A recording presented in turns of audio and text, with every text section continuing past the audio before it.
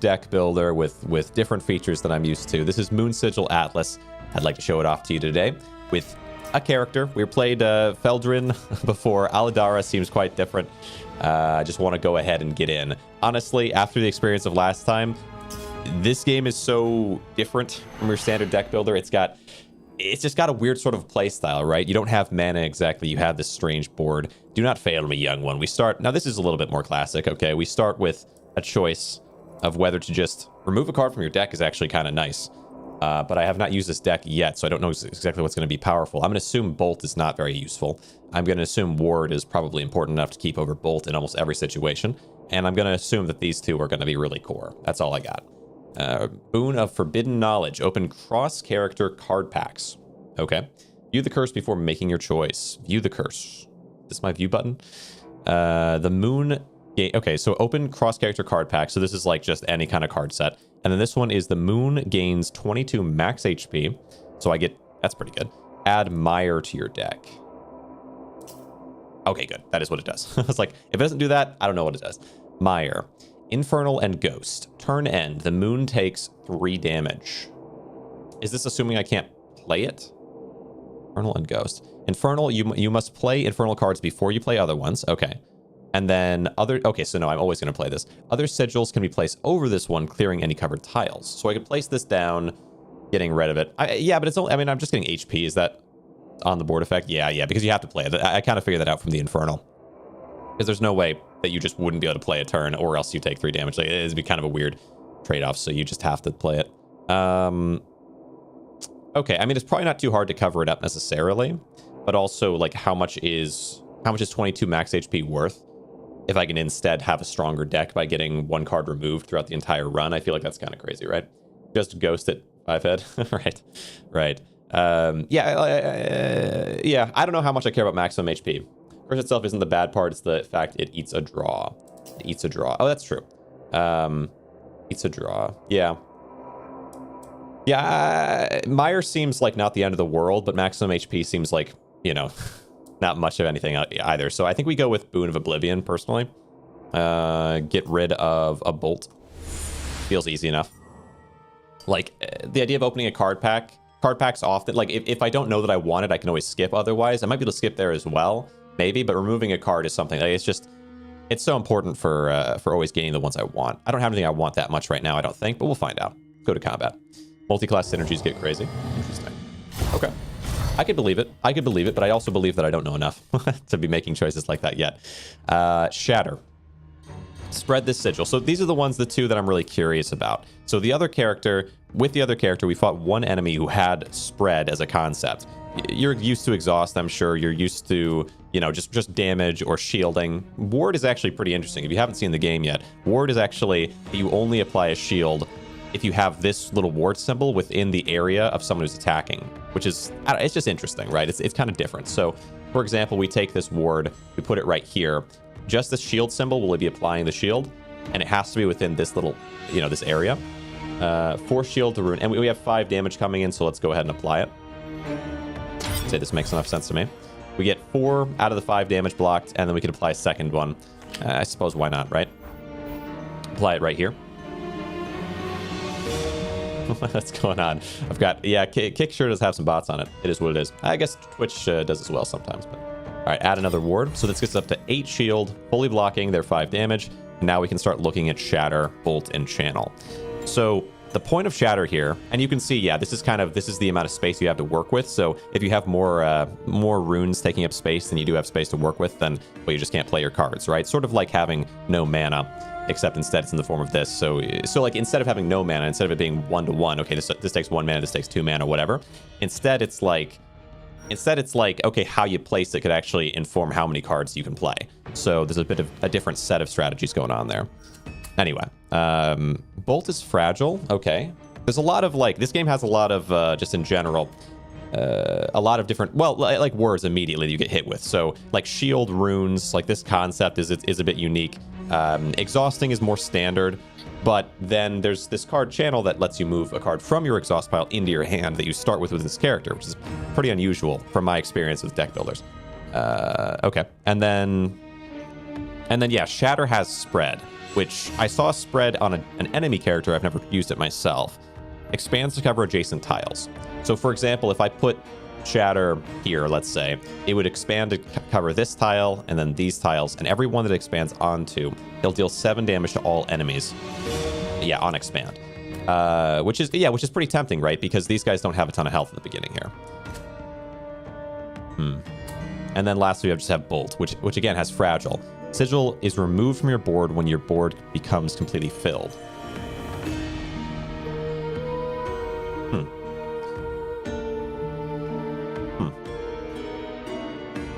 On spread isn't when it spreads. Deal 7 damage to all enemies on spread. This effect will activate when the sigil attempts to spread. Oh, so it doesn't even have to spread. It just deals 7, which means it doesn't deal 7 damage per thing it hits on. It just deals 7 flat damage. But then won't it? Okay. Oh, so Bolt is actually a little more interesting now to me. Maybe I shouldn't have removed one. Probably it's okay, but so the idea is to try to fill every space somehow. So, for example, if I place this, I wish I could place it inside that pocket. Okay, that's interesting. That's interesting. So, like, if I place it here, it'll spread to this middle spot and to this edge spot, but it won't spread to the final spot, which means Bolt won't have the advantage of dealing, what, extra damage? Wait, is removed when your board... that doesn't make a lot of sense.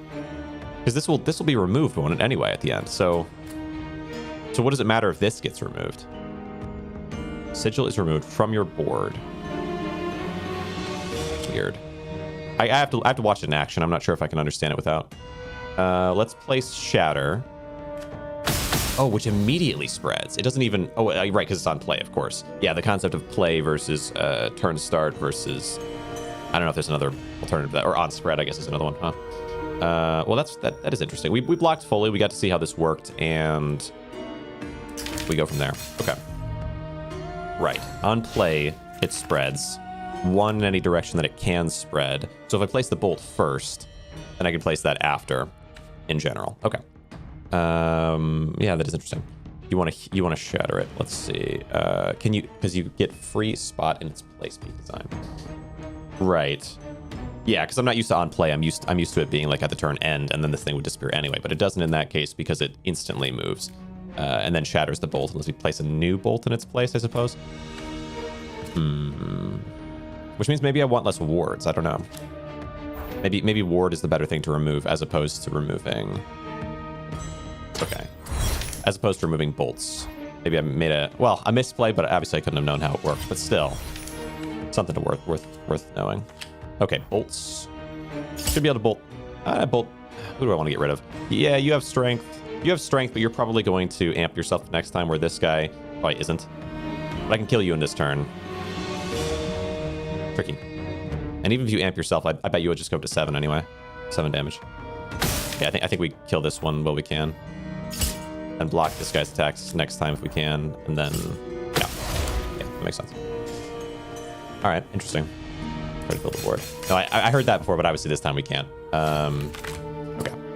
Let's see. So we can use channel to get that card back because it was quite powerful. Now we can, but we can guard this. Okay, interesting. Rotate this around. I think this is fine. And then this one goes like this. Okay. Then we can use channel. Let's see, bolt. And bolt, yeah, that'll fit. Channel to get shatter. Oh, okay, interesting. So then the idea would be to play bolt first and play shatter if possible. But I don't think I can. No, I really can't. Interesting. So I just want to play 2 bolts then. And we can keep shatter for later. Tricky. Okay. Okay.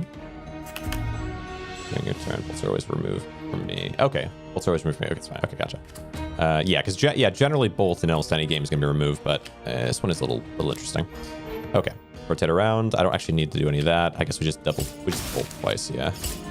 Okay. Fair. Still remove normally. It just also removes during your turn if you fulfill the condition. It just also removes during your turn. Yeah, right. But yeah, but if you can remove it during your turn, then you can place a new bolt down. Spread this sigil. On spread, draw 2 cards. Huh. Okay. I mean, yeah, it meshes with Bolt, and like, yeah, Bolt is really interesting in this one compared to the other one. It's a lot less simple, but I don't think Bolt is probably something to build around, although there might be another fragile card that I get later that is worth building around, right? So Foresee works with Bolt, but it could also work with something in the future. Deal 7 damage 2 times to the enemy with the most remaining health. I found this concept to not be super interesting before. There's Fragile, which is interesting on that one as well. And then this one also has, okay. Apply Force Shield to this rune's region on play. Draw a card. I mean, Reflex is kind of cool. Foresee my beloved. Yeah, definitely the drawing 2 cards is pretty crazy. And you can basically just, yeah, you just do this each time. So it pays for itself and more in every situation. That's kind of the important thing with Foresee, I think, is it just always pays for itself. Except that it spreads. So space is a problem, but it seems like that's the point of this build. So it's a little bit stronger maybe than, like it's like a strong, well, it's like a stronger version of Channel. Not exactly, because it doesn't give me an exhaust card, but kind of in terms of Bolt. Okay. It's a cost you can control, right? Yeah, I like that it's 1 tile immediately as well, because then I can adjust it with I guess what, focus? Not really. But I can adjust it with something if I can find something, like prepared. I don't know if oh, actually, yeah, prepared would be really cool with that. Because it draws me extra cards at the very beginning. That's actually kind of crazy. So I'd have to get that, I have to go to card pack though. But I guess it is what it is. Isn't prepared really good with Foresee? Like, I mean, it's the term of the card even, Foresee, right? Like you're seeing things ahead of time. I'm gonna go for that. I think that makes sense. The stars above are moving of their own accord, forming patterns flickering in the darkness. Okay. Power-like cards, interesting. Stars above moving of their own accord, forming patterns flickering in the darkness. Observe the patterns. We get a card pack. Runes, exhausts, randoms. I mean, the existence of Channel makes it kind of, my goodness, Kick, you are quite an interesting platform. Okay. The fact that I can get exhaust cards back is interesting. Eternal and has a turn start effect as a power-like card. Yeah. Let's try exhaust. Let's try exhaust here. Thought Rupture. Draw 3 cards, exhaust this card. Oh. I mean, because if I had enough card draw, couldn't I cycle endlessly? Like, that's kind of the dream. Apply Force Shield to this rune's region on play, exhaust this card. Okay. That's actually kind of good. That's kind of good. That's actually kind of crazy. But I would have to get the thing where it makes it like stay last between turns for that to be super good, but it's kind of good. Deal 8 damage. Infuse this card with focus 6. Post this card for the rest of the encounter. I lean towards Thought Rupture. Focus 6. Deal 8. Okay. Exhaust this card. Infuse this card. Gives a bonus effect to the card for the rest of the encounter. Oh, yeah, that's kind of cool too. It's not Sage's Metal, it's a one-time shield. Yeah, but like if you could, what I was saying sort of is if you could make it last multiple turns, then it would basically just be Sage's Metal with an exhaust on it. But you'd have to fully build around that, I guess. Like I don't have Outcast or Outlast order. Outlast. Thought Rupture. Yeah, I think Thought Rupture is the only one that makes sense here. I like the damage of this, I suppose, but I don't think I really need that right now. Doesn't have a turn start effect. Oh, you're right. True. So you couldn't play Carlim's, yeah, that whole deal. Sure. Bleeding the card mechanics. Blending. Yeah. Well, I mean, it still does have the mechanic of being very strong in terms of shield, which on its own, I think, well, it's not turn start. So you're saying if it lasts between turns, it doesn't even matter. It doesn't have any effect. Yeah. Okay. Gotcha. Yeah. Fair enough. Combat. Okay. Yeah, there's definitely, I've played one proper game of this or whatever. All right, but yeah, interesting. Channel. Apply Force Shield to this rune's region on play. Move a card from your exhaust pile to your hand. So don't need to play that yet. There is 1 bolt. I could maybe try to make a bolt happen. So okay, let's start by putting down a ward because it clears up a decent chunk of my land, and then okay, let me think. So I want Bolt before I do other things necessarily, but I want Shatter to cover everything. I gotta kind of consider it. Oh yeah, right click, true. Does have something else that can be similar thing that will cost us mystery cash. I'll reveal at the end, sure. Okay, if you don't find it, yeah. So let's say,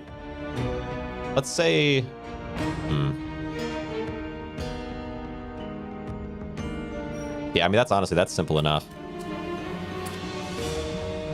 But then, truthfully, I think I want to play Foresee first, if I can. Oh, no, I don't even know if I can. Wait, hold on. I think.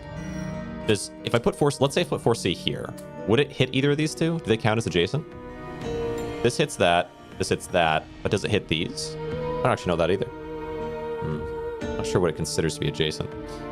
Why would you play Shatter first? I wouldn't play Shatter first. I would right-click Shatter here to say, like, here's a spot I can put it that would solve. So I place Bolt here, and then I place Shatter there. And then it immediately does it. Does that make sense? Yeah. Yeah, I think I think when you right-click things, it places down a thing to show me where it would go. So, like, in terms of planning, you don't necessarily have to play. Like, sometimes when you know where the last one's going to go, it helps you figure out where the first ones are going to go. Anyway. Okay, so... But I don't necessarily know if I want Shatter to go there. You missed corners. Interesting. Okay, you missed corners, which means... Okay. Which means it won't hit these two or these two. You don't get benefits from more spread for Shatter.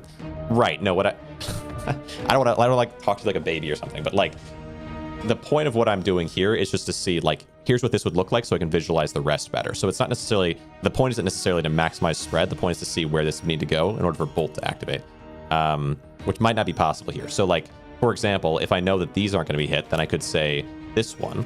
And then that means that will be hit, but this would still be placed here and then hit all of these edge parts.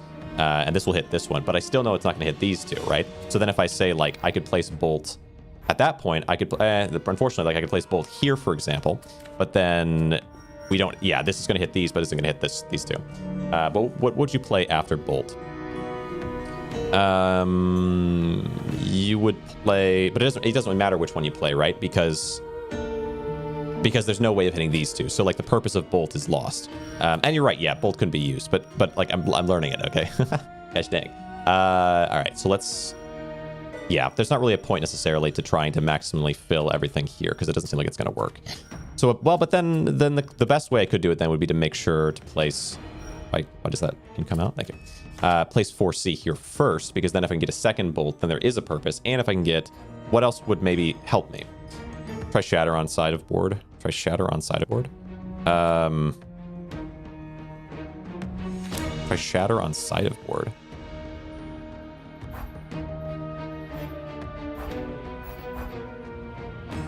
I think. Shatter should always be touching the edge. Interesting. Okay. Let's see. 4C. Okay. So, let's see. And then if it were Bolt here. Yeah, I think the problem with what you're saying there is it doesn't matter if it's on the edge or not, because it's going to disappear, right? Shadow doesn't last multiple turns. So unless I can get multiple bolts happening, it doesn't matter. So like the actual beginning thing has to be 4C for a chance of drawing something that allows this to work. Whether Shadow goes on the edge or not makes no difference unless I can get something that allows there to be any extra benefit.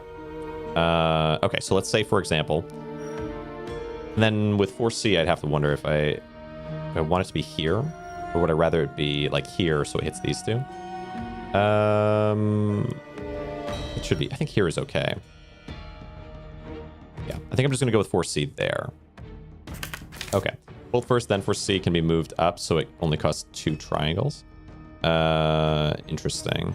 I think, I could have 4C hit more areas, but okay, you just give me wards. Yeah, so like there's no chance I don't think of. I suppose maybe I could have. No, I could. Yeah, there still is. So I could place a ward here and I could place Bolt down, but then it doesn't matter because Bolt will be broken, and then what do I get for that? No benefit. Right. So like, for example, I could easily make it happen by placing this, then placing Bolt, then shattering Bolt. I guess I might as well, just for the sake of trying it out. So I place down ward, and then I place down Bolt, and then I place down Shatter, which then shatters the Bolt. And if I had another Bolt, it would work, but it won't otherwise. Yeah. Okay. Interesting. Because it's not Shatter spreading that makes it do more damage. It just does 7 damage regardless. So it really does 7 damage no matter what I do. Like, as long as it has played, it does 7 damage, right? Okay. So now we have 2 bolts. So there is some potential, but it doesn't really matter because we played our spreading cards. So maybe not playing spreading cards would also be a play there. Thought Rupture. Draw 3 cards. Okay, so all I want to make sure that happens is that I draw... Wait, what are you doing? Burden. That's okay. I can work with that. So we play 1 ward here. I know I'm going to want to play a channel and a thought rupture to get a second ward. So let's see, does this work? No attacking right now, I don't think, because I think channel's more important. Unless there's a way to attack. I don't think so, though. First to help you get board fill early game before you have to draw in token spam. Okay.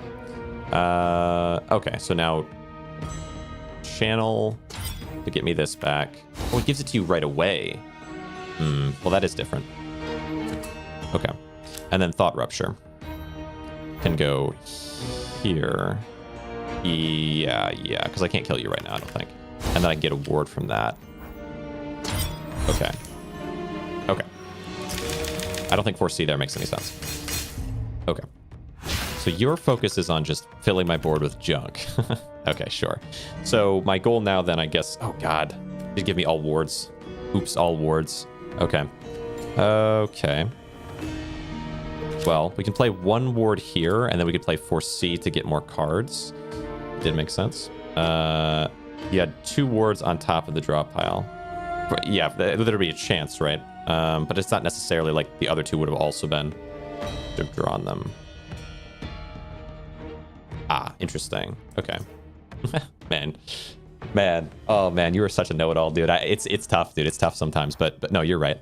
Okay, give me just a few hundred more hours, all right? All right, apply Force Shield to this rune's region on play. Okay, so Force Shield onto this. We block the 3. And then ward... No, foresee somewhere. But okay, so you're saying focus on getting bolts and shatter here. Honestly, maybe warding there is even the wrong call. Because I want to have damage, primarily. Let's see, hold on. So if I were to get shatter, I'd be able to do 7 damage. It wouldn't be enough, would it? Maybe. Actually, maybe. Hold on. So if I were to get shatter, I'd be able to do 7 damage. And then I could place down... How many bolts would that take, though? 4? No, that still wouldn't work, right? Because there's no... The math doesn't add up. No. Yeah, because it'll be 19 damage. You have 21 health. So I need to last more turns. Okay. I can still do some damage now, though. And I fully blocked them, so I think I might as well. You don't lethal... Yeah, right. Okay. So... Yeah, but regardless, right? There's no downside to trying to get a little extra damage now, unless maybe there's some long-term math where if I can't use them now. But I think I can use what I can use. The other option is to wait until next turn. But even if I wait until next turn, then I definitely won't have lethal that turn. So I have to get at least a little damage out now. I think that's right. So I just want to get... I should have put it somewhere where I could use 2 bolts. Oh well. Okay. Okay, so let's go... I guess just here, right? There's no better option. Okay. Because that'll send some into the draw pile, giving me a chance of gathering another 4C or a bolt would work. I do like 4C not having exhaust, actually. That is really nice. Okay. So now the question would be whether or not I can get... Let's see. So you do... I would have to get both bolts, I think, for that to be lethal. Which is not very likely. Okay. So instead we ward, though, right? Can I ward? I can ward up here and then I ward here, yeah. So I think we focus on warding. 1 ward here and then 1 ward there, and then I don't see much point in trying to use like the 4C shatter thing to make bolts disappear. Right now it seems like that's just not something that's going to happen for me. Okay, so 4C could be done. Is that worth it for me? Bolt here, and then 4C can go there, I suppose, or shatter could go there to do the damage. That's probably more important to me. And then I could do 4C after that, and then it would break. Actually, you know what? I could do that, huh? Bolt here. Sure, why not? We can see what happens. That there spreads to there. Then we place this here. Breaks the bolt, and then I can just do this. Okay. Okay. All right, let's see. Sharp Forge. Play, exhaust this card. Add a copy of Shard to your hand. Sigil is not removed from your board at the end of the turn. Gives me a Shard, which is spread this sigil, deal 3 damage to all enemies. Like a free way to make sure you always every turn start you get 1 extra triangle to mess with. Okay. 3 copies of Shard to your hand. Interesting. Deal 4 damage. So this is like what I defined earlier as a power-like card. And do you think Shard Forge is good? It's like gravel, but spreads for shatter. 4 damage to enemies in this region. Deals 4 damage to enemies in this region. Exhaust. Weird. I don't play token spam much. Yeah. Because yeah, like this type of thing is usually not what I would go for, just because I need card draw. This gives this. I mean, it's gonna give me card draw. It makes it so that some of my cards can work better together. I just worry about, you know, I guess if it's adding it to my hand instead of, but then force. Yeah, it wouldn't actually take up a slot for drawing. Let's see. And then if I can just keep thinning down bolts, basically, then I could have 1 bolt that I just play all the time. Force can keep cycling around. I just want to have less cards. Yeah, Vetras loved Blitz, right? Vetras likes that type of card, which I can respect. Blitz was fun. Let's start. Spread the Sigil of Play. Exhaust this card. Deal 3 damage to all enemies. On spread. It wouldn't be the damage. It's really just. I mean, yeah. Like let me think. To all enemies. It's like gravel but spreads. Blitz isn't a token, but sure. Well, no, what I mean is he likes cards that are like you play them over and over again and do tiny bits of damage, but have like some other side effect. It's not based on it being a token or not. What's this game? This is Moon Sigil Atlas. Moon Sigil Atlas. It is.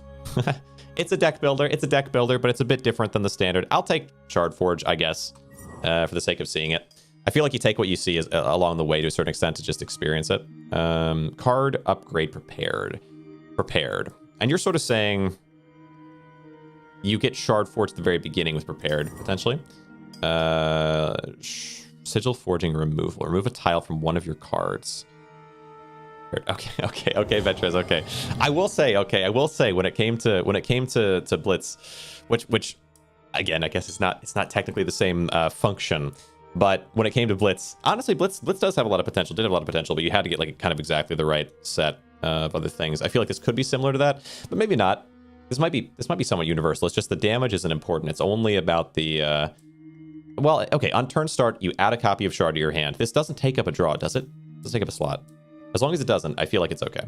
That's a fleeting power to the moon. Prepared, and we're saying prepared on this is important because it's a power type card.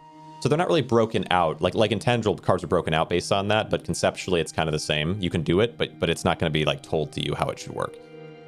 Because it's about rarity, not like visually it's about rarity, not type, I guess. I was with scaling output, yeah. So I'm just watch. Hey, you'll figure it out over time. It's pretty interesting. It's pretty interesting. There is a lot going on, but I haven't played for too long. So there's gonna be things that I learn and you'll be like, oh, and I'll be like, oh, we'll both learn at the same time. Prepared. So just like I guess as a rundown for this though, prepared we're putting onto this card so we draw it at the beginning. In a lot of deck builders, it's hard to find the card you're looking for unless you have something like prepared, which like immediately gives it to you at the very start of the game. And because this card is one you play, you set down and you just let it sit there, it's nice to have prepared on it. Okay. Confirm.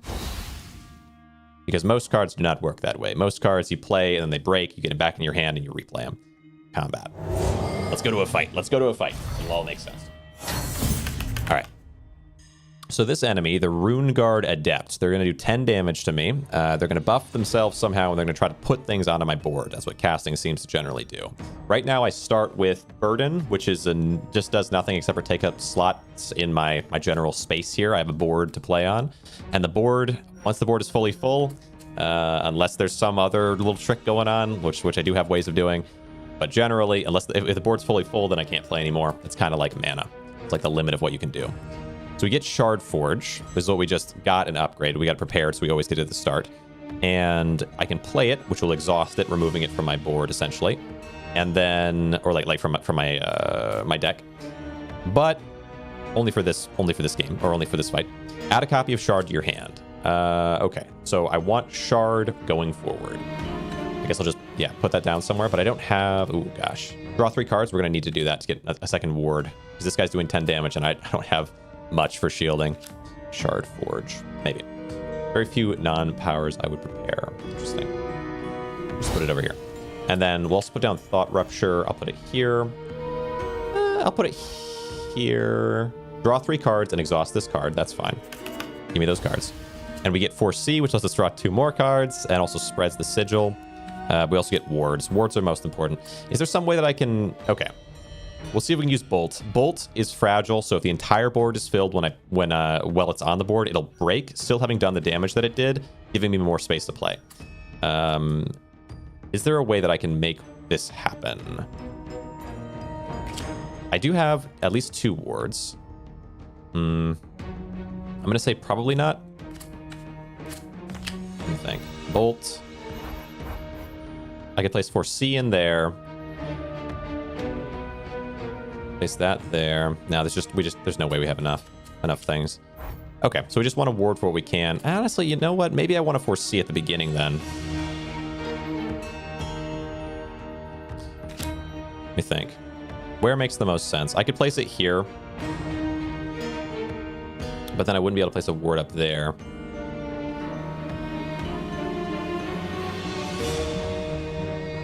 But I have enough ward space down there. Corner. Like here. Very few non-powers. Goes there. Yeah, and then I would still have space to place there and to place down there. Or to place there and to place... Right. Yeah, okay. I think so. So 4C gets me a couple more cards. We get a sec... Ooh, another ward. This is important.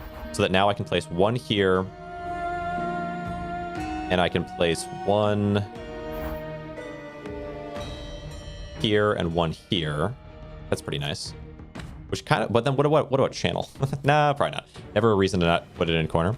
Well, I think just if there's some way to play multiple bolts, right, then you might not place this in a corner. Is that you're saying that's never a reason? Maybe not. Maybe. So we place ward down. We'll just place down the 3 wards, though. It seems simple enough because we do need to defend. But if we didn't need to defend, then I don't know if we would necessarily place it in a corner. This here. It would just depend. Well, also if we had a 2-slot thing or something. I don't know. Yeah. Okay. So we place 3 wards down. We guard against the 10. They're going to buff themselves and place more junk on my board, unfortunately. Authority.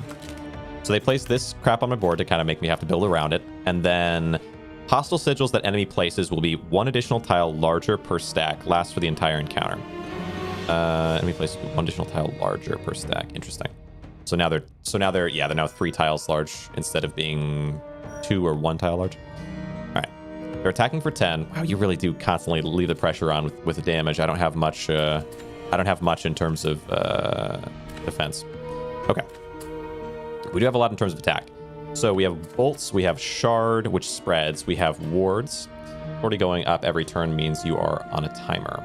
Okay, you have 51 health. It is quite a lot. Yeah, that makes sense, because eventually this is going to be everywhere. Let's see. So I could play, let's say, for example, I played Shatter there. That would spread to this, this, this, and this. And then, but I think I need to play wards in there, actually, just generally speaking. So let's undo that. It's weird you have to, like, drag it instead of just right-clicking. So let's say it was here instead, and here, and then bolt ends out going here, and then the goal would be to find a way to shatter into that, and I don't think I really can. So then maybe, but shatter could go there, but then bolt could go here, actually, right? So not there, but let's say it was here, and then shatter goes here, and then shard goes there, and then the other bolt goes on top of that. Okay, this makes sense. So we'll start with the wards, and then I'll place the bolt, then the shard, and the shatter. Wards, block what we can. The bolt, the shard, and the shatter. Okay, and then that places the other bolt. Yeah. Okay, there we go. And that gets some damage onto you. Get a little bit of block. Sure. Yeah, when I right-click, when I'm placing stuff down, it's not necessarily exactly where I'm going to put it. It's just where I'm considering it. Because once you have a thing there, then you can kind of look around and be like, it doesn't really fit there. Maybe I can move it here instead. Rather than just pre-planning everything without placing it down. There's no harm in right-clicking. So this goes up to 4. We have 10 there. don't seem to, I do have channel. Let's see. Exhaust pile. I could grab back. Yeah, I mean, technically I could grab back Shard Forge and just place a bunch of Shard Forges everywhere if I wanted. Shatter, but that wouldn't really help me, but it is interesting. I mean, let me do it. Yeah, like very tiny amounts of damage and fill and always be able to play bolts, but yeah, that would be kind of pointless. We have Shard. You could also grab back Shards. What a useless concept, but you certainly could. Let's see. So Thought Rupture. For drawing 3 cards is actually kind of a nice thing to be able to grab. Channel getting me Thought Rupture is nice. Could get Shatter back, interesting. Channel at the bottom, the rest should fall in place. Channel at the bottom, the rest should fall in place. So channel, let's say, channel goes here. I think for this character, honestly, in general, I might just use a lot more right clicking than I used to. So this would go here, and the other word could go there. The bolt ends up going here, which means the shard ends up going here. Unfortunately, I don't have another bolt, so instead of the shard going there, we would do the foresee there. Okay. I think that all makes sense. And then it gets me, hopefully, another bolt. Let me see if it even can. Draw pile's empty, which means we get from this. The odds are decent. The odds are decent. Pretty good. Okay. So place down the channel. Oh, wait, actually, hold on. What do I want to take from the channel? I want to return Shatter to my hand, probably. Or Thought Rupture. I like Thought Rupture as well.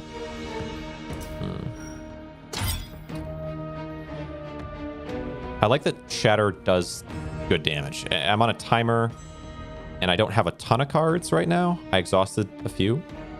So... But Thought Rupture means that I could get more bolts to just bam, bam, bam, bam, right? Another Forge. Hard decision. Yeah. I kind of... And Shatter takes up more space, but I have Shards and generally sometimes have Foresee, which lets me spread a decent amount. Just depends on whether or not I can get enough. But honestly, I do kind of believe I can, because Ward takes up so much space. And Thought Rupture, the odds of Thought Rupture giving me what I want are really high, right? Like, it's going to give me something good enough. But then that... Doesn't that... Oh, that does it... Okay.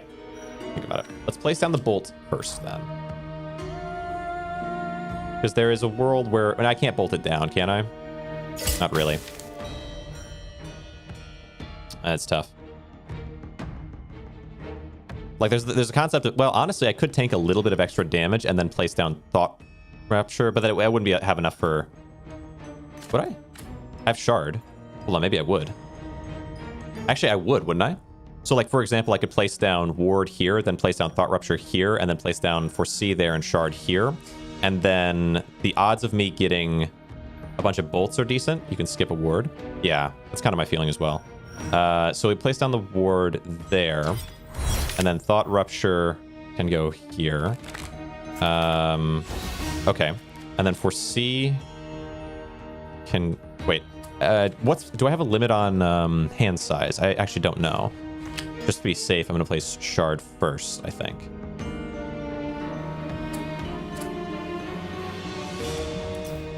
Yeah, I think so. Just to be safe. And then Foresee can go here. And we place down our 2 bolts. Okay. I did unfortunately not draw one of the bolts. Oh, well. It says it's 15. Okay, gotcha. Worth knowing. Oh, I did get 8 shield. Huh. Think about that. 1 ward for 4.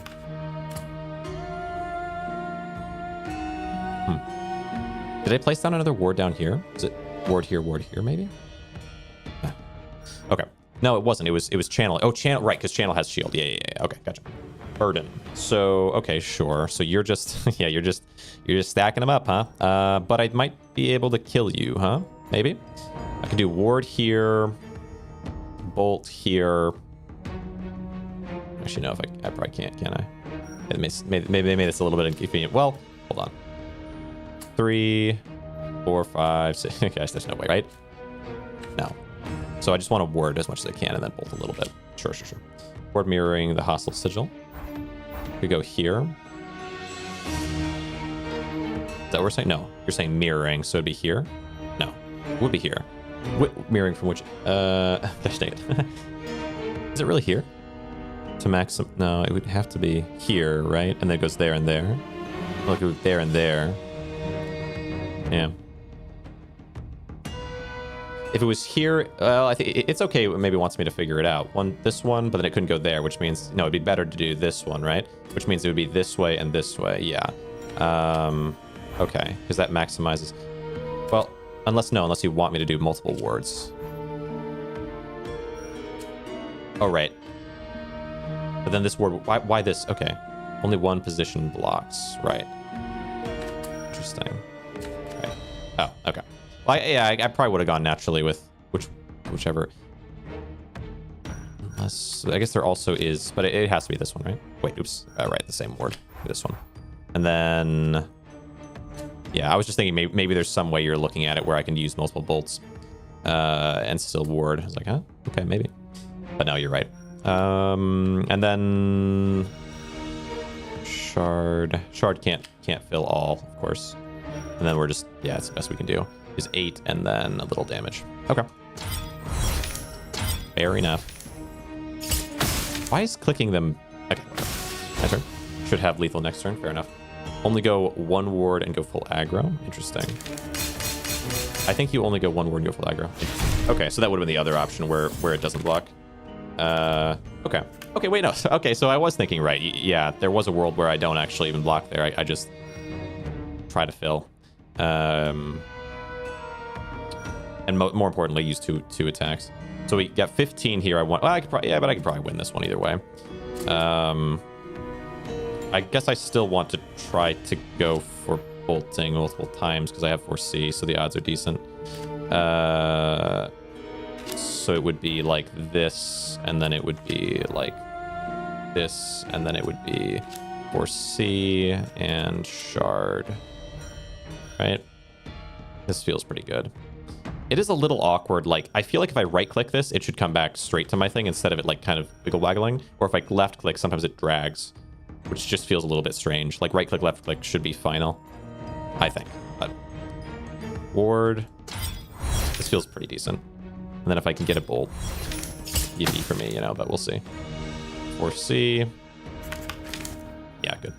And then shard, giving us one more bolt space. It kind of does. No, it kind of does. It's just maybe sometimes I drag a little bit more than I need to. Anyway. Authority has a cap. Didn't know that. Thought it kept on going forever. Oh, sure. Yeah, they're going easy on me. Gosh dang it. New card. Add a card or choose a card to permanently add to your deck. Deal 7/2 damage to the enemy with the most remaining health. Okay, so that's Glass Conduit, which is basically just bolt good, bolt better kind of deal. We get handful of shards. Add 3 copies of shard to your hand. But this, it's always one of those things where it's like, is there some way to like really scale out of control the damage? But but like this is kind of nice. Add 3 copies of shard to your hand. Okay. How are you? Welcome, Evelyn. I feel like you were here yesterday, huh? Or a couple days ago. I think you have to take Glass Conduit at this point. Yeah, just to do damage. Infuse a card in your hand with a shield rune. Not permanently, though.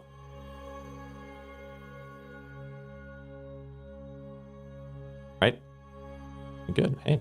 I feel like I didn't ask you how you were doing, if I'm honest. I feel like you're, I feel like you're auto-prompting. I bet third character has gravel-like card for real. Let's see. Third character has gravel-like card for like every card. Yeah, every character has gravel. Infusions only last the combat. Okay, then Glass Conduit. That would be interesting if you could perma-place it, but it exhausts.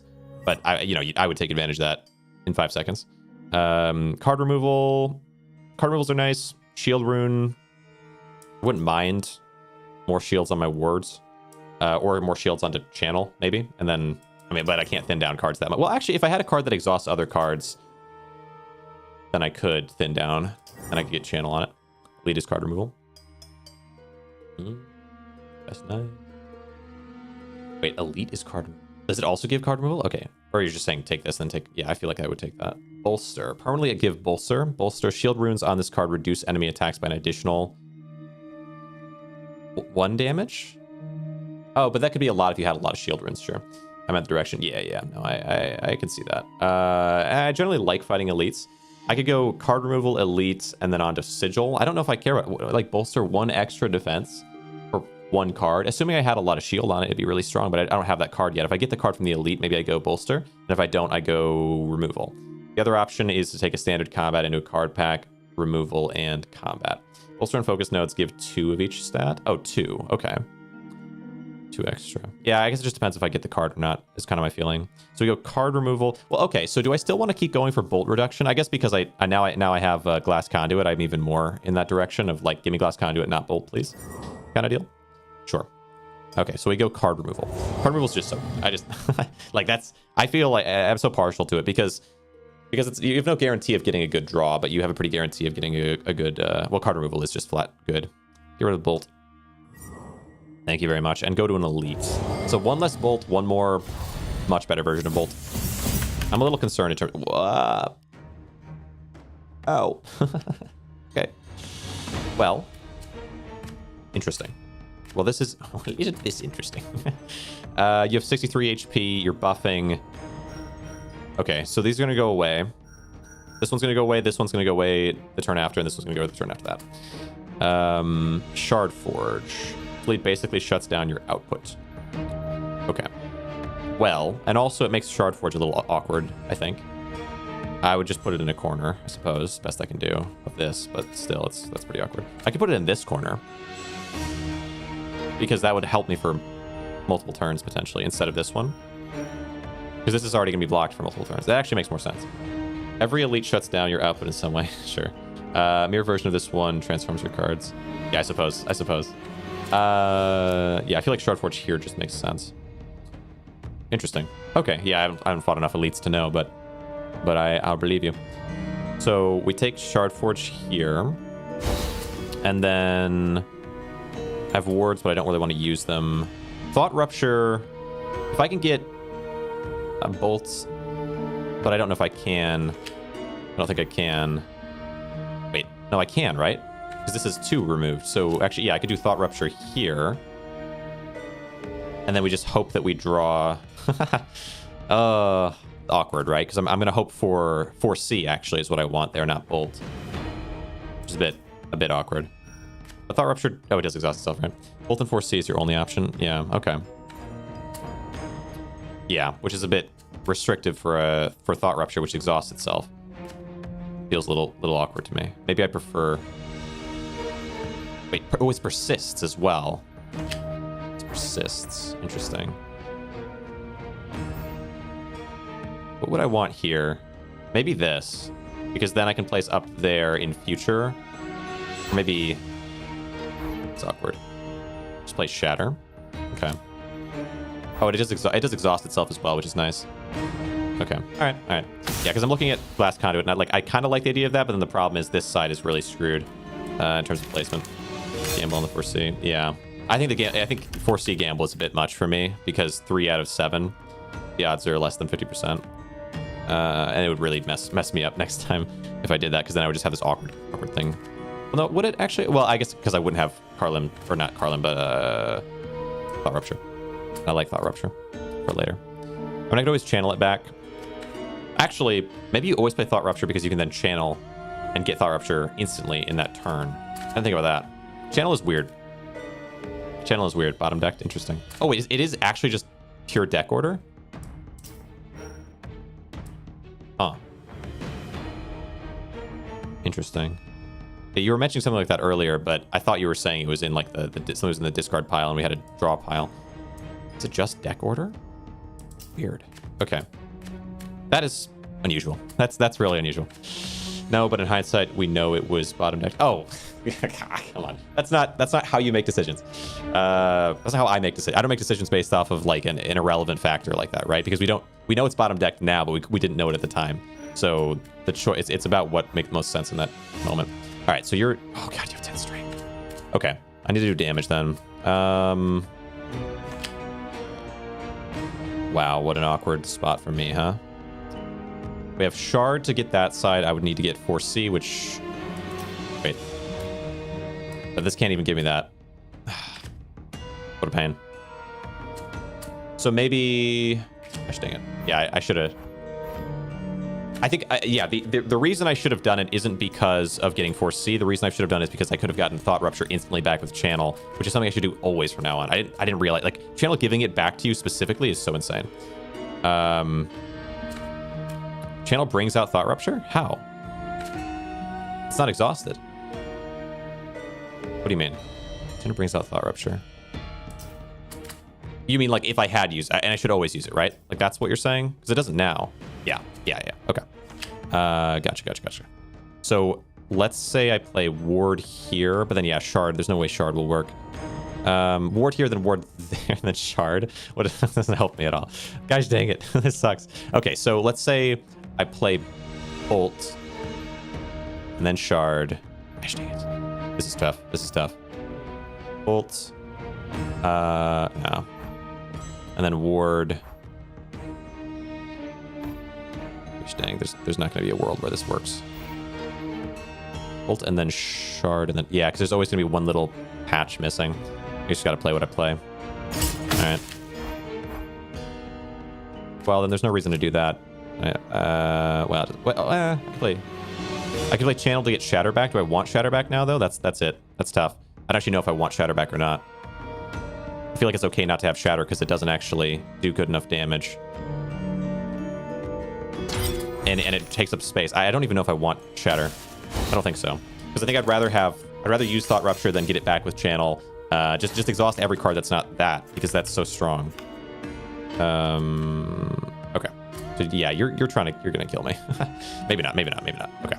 So for C, I have to get Thought Rupture and then immediately exhaust it and then use Channel to get it back. I think that's the play. So let's say, how do I want to go about this? If 5 cards in there, the odds of Thought Rupture aren't amazing, admittedly. But if I get it, you know. Otherwise, though, you're not attacking. I don't want to Channel yet. Okay, this is interesting. So let's say it went like that. Then I place that there, and then I place that there, and the Shard there would actually work. Okay. Where C gets the most coverage that I can give it. It does give me Thought Rupture. Okay, if it did give me Thought Rupture, then I would have placed Ward here and Ward here. What was I thinking? Ward here, and then... I don't remember anymore. Okay, it doesn't matter. Because we got Thought Rupture. And Thought Rupture can go... Let's say if it went there, and then I placed Shard there, and then we could place Bolt there. Would I rather it do maybe here? Shard goes there. Bolt there and Bolt there. Ooh, that's interesting. And then, no, but I wouldn't have any more Shards left. What do I want to draw from this? Glass Conduit. I just need to find a way for Thought Rupture. Oops. Thought Rupture to give me... Say it was here. And then that gave me Glass Conduit. And then... Yeah, actually, no, this does work, right? Yeah, this works fine. Unless I'm stupid. Gosh dang it. Gosh dang. All right. Ward goes here. And then that means we can play Glass Conduit there and Shard. And then we can bolt out of our minds. Right?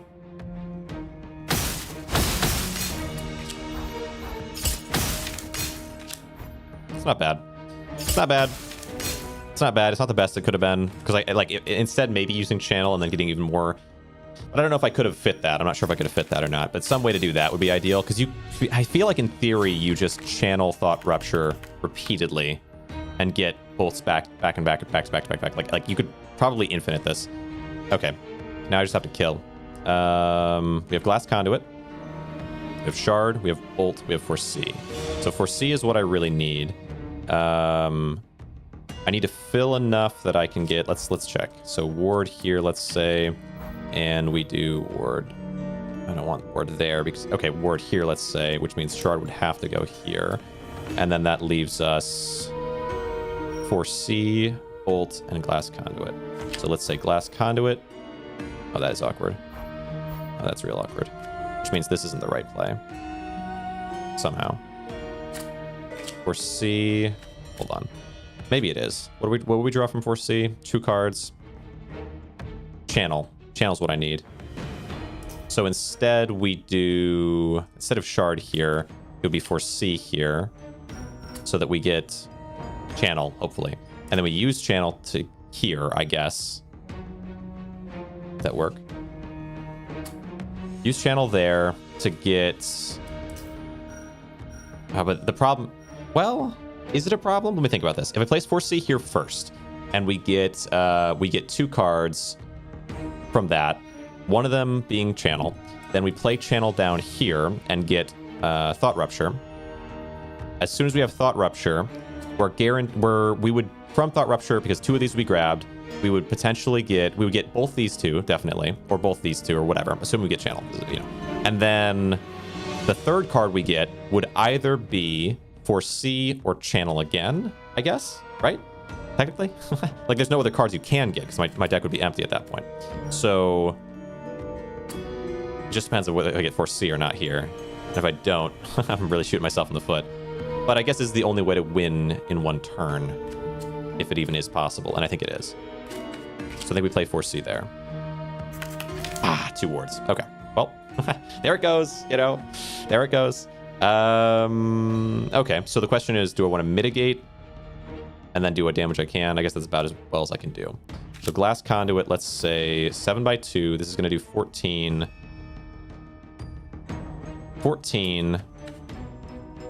18, 19, 20, 21. Oh, it really is so close. Genuinely, even if I got the bolt there, I might have had it actually. That's a bit unfortunate. Okay. Okay, but now I know a new tactic a little bit. Yeah. So then the question is, do I just win next turn? There is a way to proc the Conduit this turn. There is a way, so not was a way. There is a way to proc the Conduit. Interesting. Right. Okay. So let me think about this. So we have the 2 wards here. The idea would be, I mean, Shard could theoretically go there, for example. But I would not be able to hit this one if I did that. So Shard instead. So instead, I need one more thing to be placed, which means maybe this is wrong. It's the wards, so they are touching the Infinity Triangle. Wards, so they are touching the Infinity Triangle. Okay. Yeah, come on. Okay, ward.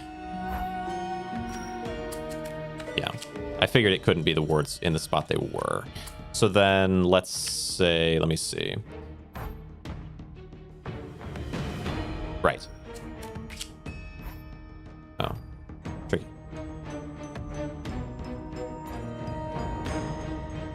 What is the variation on this? So instead, let's say the bolts were... No, that wouldn't quite work. 1 on the edge, so they're opposite. Okay. Edge, so they're opposite. On the edge, so they're opposite. Go back to before. Okay. Okay, so let's say here and here was before. So maybe here and here. And then... Right, and then we can have the center be hit by the... Oh, wow. Yeah, you're right. By the Shard. Okay. Which then leaves us... Let's see. Which then lets Glass Conduit get procced. But then what's the benefit? Is it more just like that it's interesting that you can do that, or is there a benefit here? 1 by 2 damage. Fragile. Because I couldn't draw anymore. Is that what it is? But it is interesting that you can do all that. Next turn. Yeah, but then I'm just taking 4 extra damage. That's kind of my concern.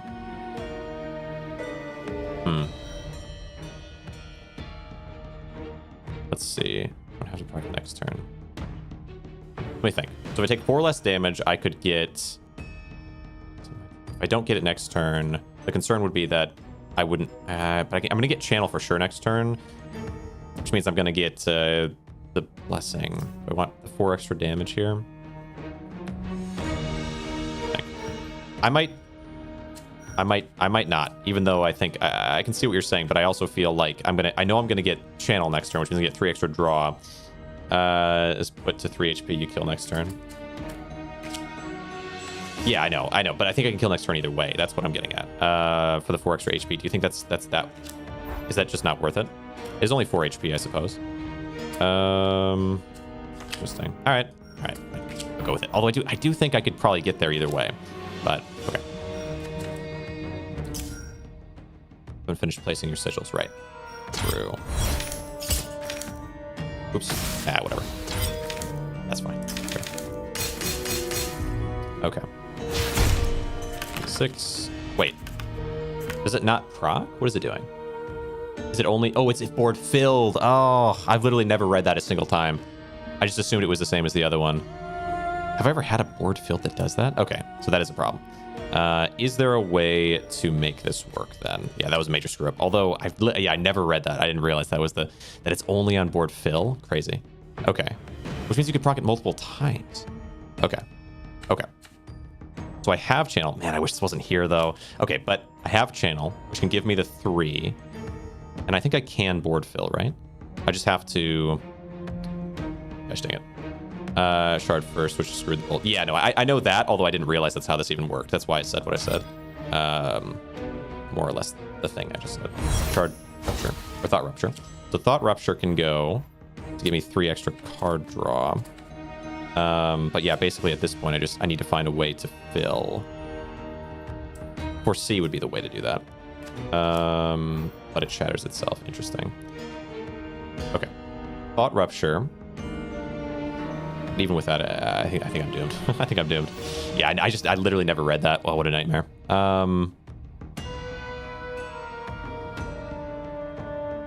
Rupture. Bolt ward. Might be able to survive it with wards. Man. Okay. Yeah, this is why. Yeah, this is why I can't take advice from chat with some of these things, because I need to understand it myself, or else it's okay. Anyway, thought rupture.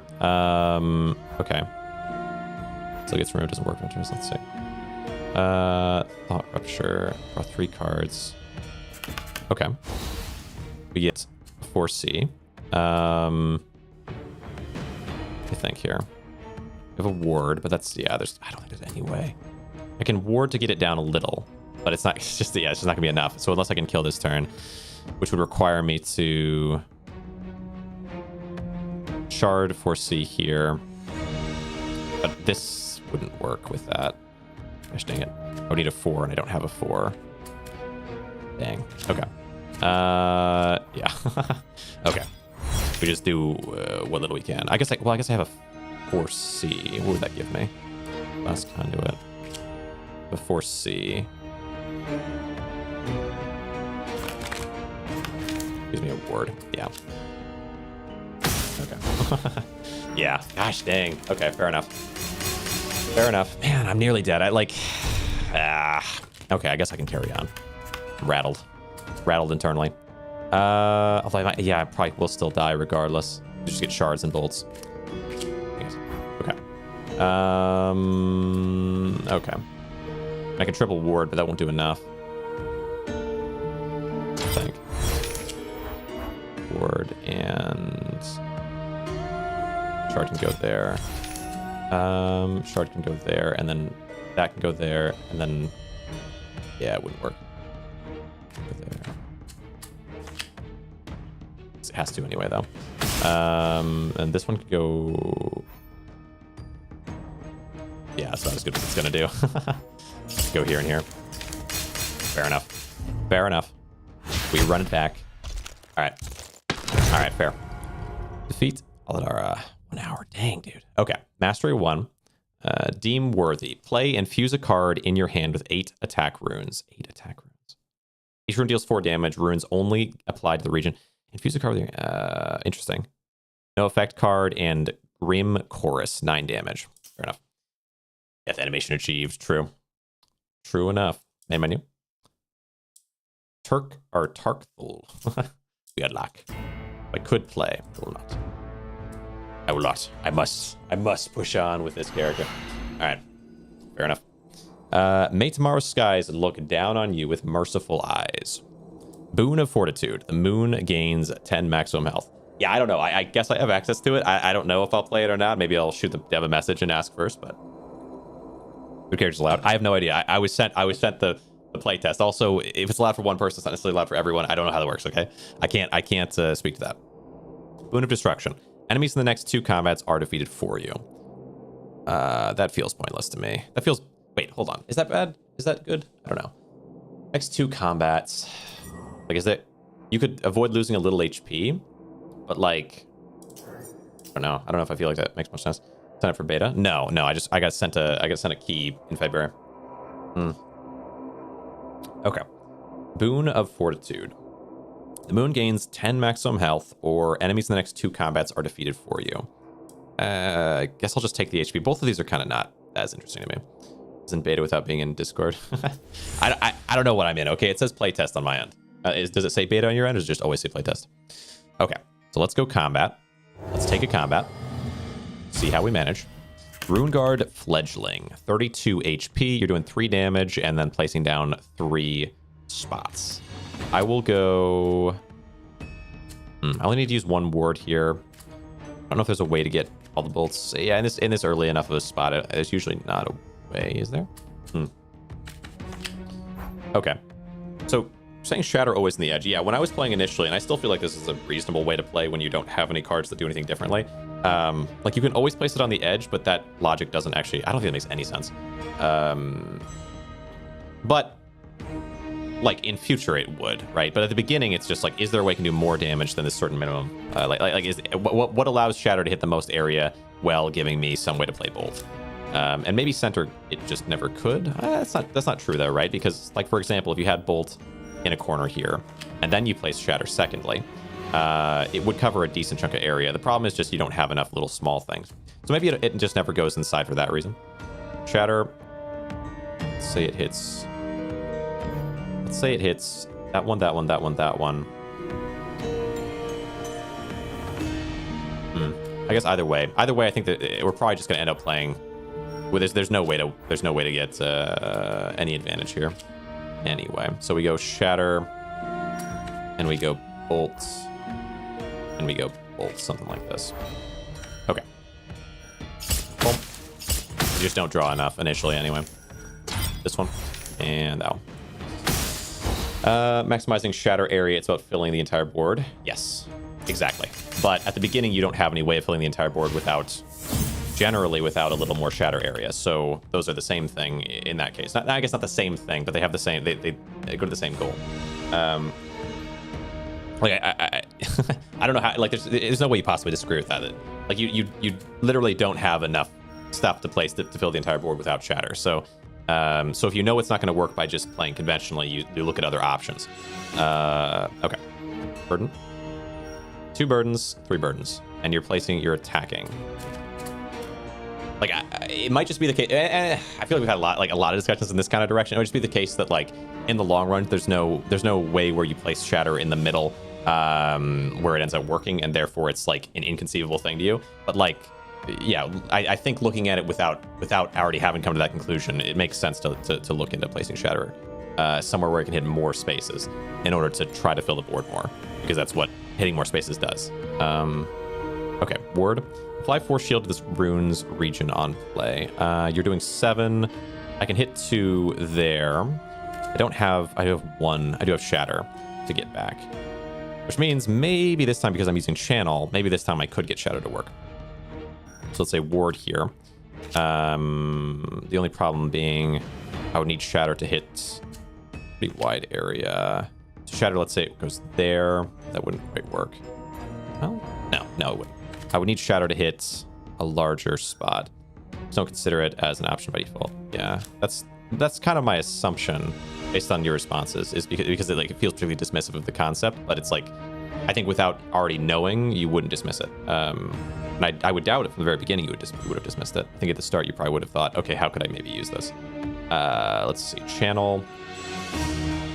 Give me Shatter, but I need it to be in some sort of a way where, which means I feel like ward here maybe isn't the right call. So let's say it was Channel.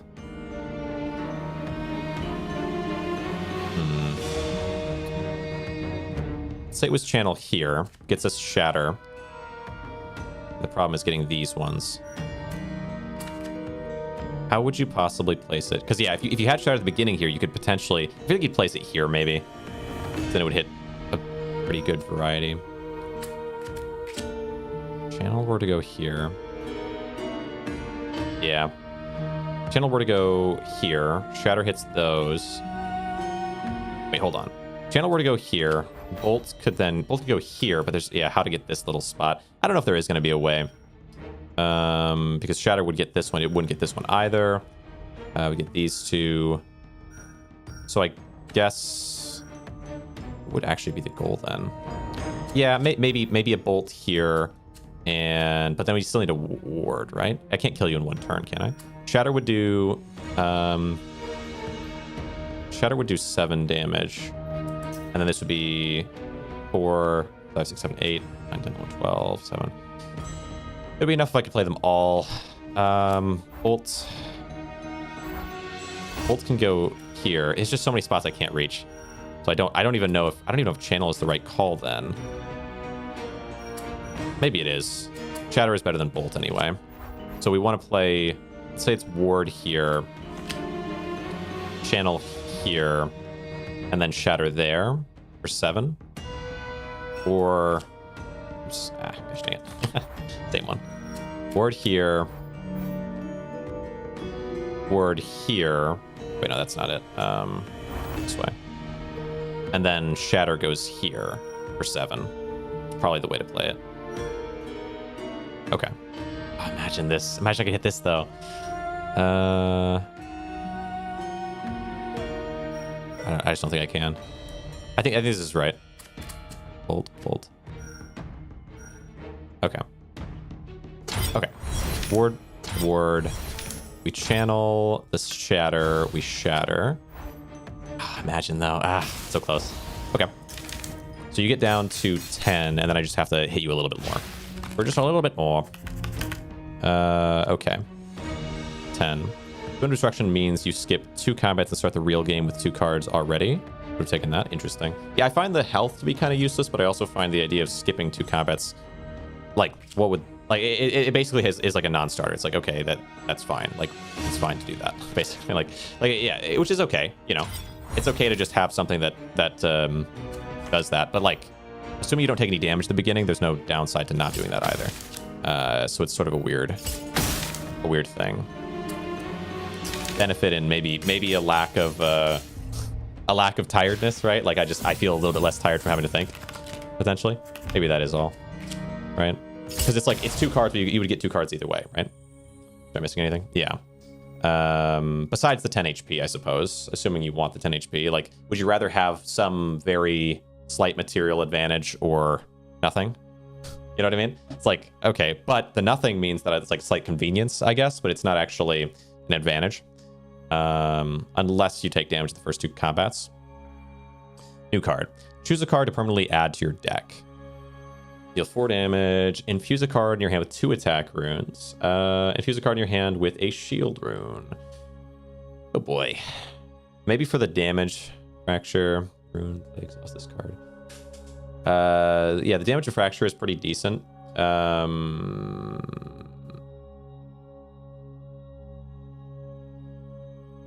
+8 damage? Wait, permanent +8 damage? You mean temporary, I guess. Or maybe it's a middle, like we're saying permanent, but it's not like the rest is just for the combat. Choose a ruined card for the rest of the encounter. Yeah, fair enough. Permanent now. Yeah, in the same way as this one. Okay, fair. Okay, like 1 smack of damage, or make a card stronger for the rest of this combat. It's still good for a longer combat. Would still be quite powerful. And if I can thin down the deck outside of that, it's still not bad. Would I end up pulling it back, or would I could just put it on? Let me think. I could put it on shatter, but like there's cards that do like 2 times damage or whatever, like hit twice, but those don't actually they don't actually proc twice. So this would only affect 1 time. 2 attack runes, but still 8 damage on 1 card for the rest of combat. Let's say 8 extra damage per turn versus 12 damage 1 turn. Yeah, I probably gotta go with this. Because it also gives me attack runes, so I get to try those out as well, which is part of what I would consider. Is this fragile? I don't know if I want fragile. Okay, interesting. Doesn't have much focus. Interesting. Combat or card pack? Combat into, let's see. Okay, so you're saying focus is this sort of important thing. Which is just extra damage. Yeah. Which is sort of like what The daggers do. So would I put that on a bolt? I guess I would have to find something to put that on. Maybe shatter. Maybe shatter would be okay to put that on. Extra damage. Oh, it's also to all enemies, which is a nice advantage. Great game. Can't wait for it. Yeah, it is. It is pretty cool, huh? Yeah, maybe we go for focus then if we're saying it's... And then we could card removal as well. I like card removal quite a bit. Fragile can lead to infinites. Right. No, it seems good. And you know, even on a ward, it would be kind of nice because the board gets filled up and then I can place another ward down. The problem is like these are also fragile, so it would break both and then I would have to place both down again. So like that's kind of the concern is I already have fragile on these. I would love fragile potentially on a weapon, but shattered. Well, channel. No, I don't know. There's something maybe there, but I like the idea of focus. I like the idea of card removal, thinning things down, and I did just get this dagger. So like thinning things down that way would be also kind of nice. I'm going this way. Fragile can lead to infinites though is, yeah, just in general is true. If I had a card to put it on, but maybe I would have gotten one if I went that route. You never know. So you're not attacking me, which means I just basically want to bolt you thrice. Bolt. Okay. So you're giving yourself... Okay, making you attack multiple times. I just have to ward enough. Use a card in your hand. Okay, so I would have to have... And Shatter's the last. Unfortunately, it's the only one I don't draw. So we block all of that. I mean, I could give it to the bolt, I suppose, and then I could channel it back in. Straight away if I wanted. It's kind of interesting.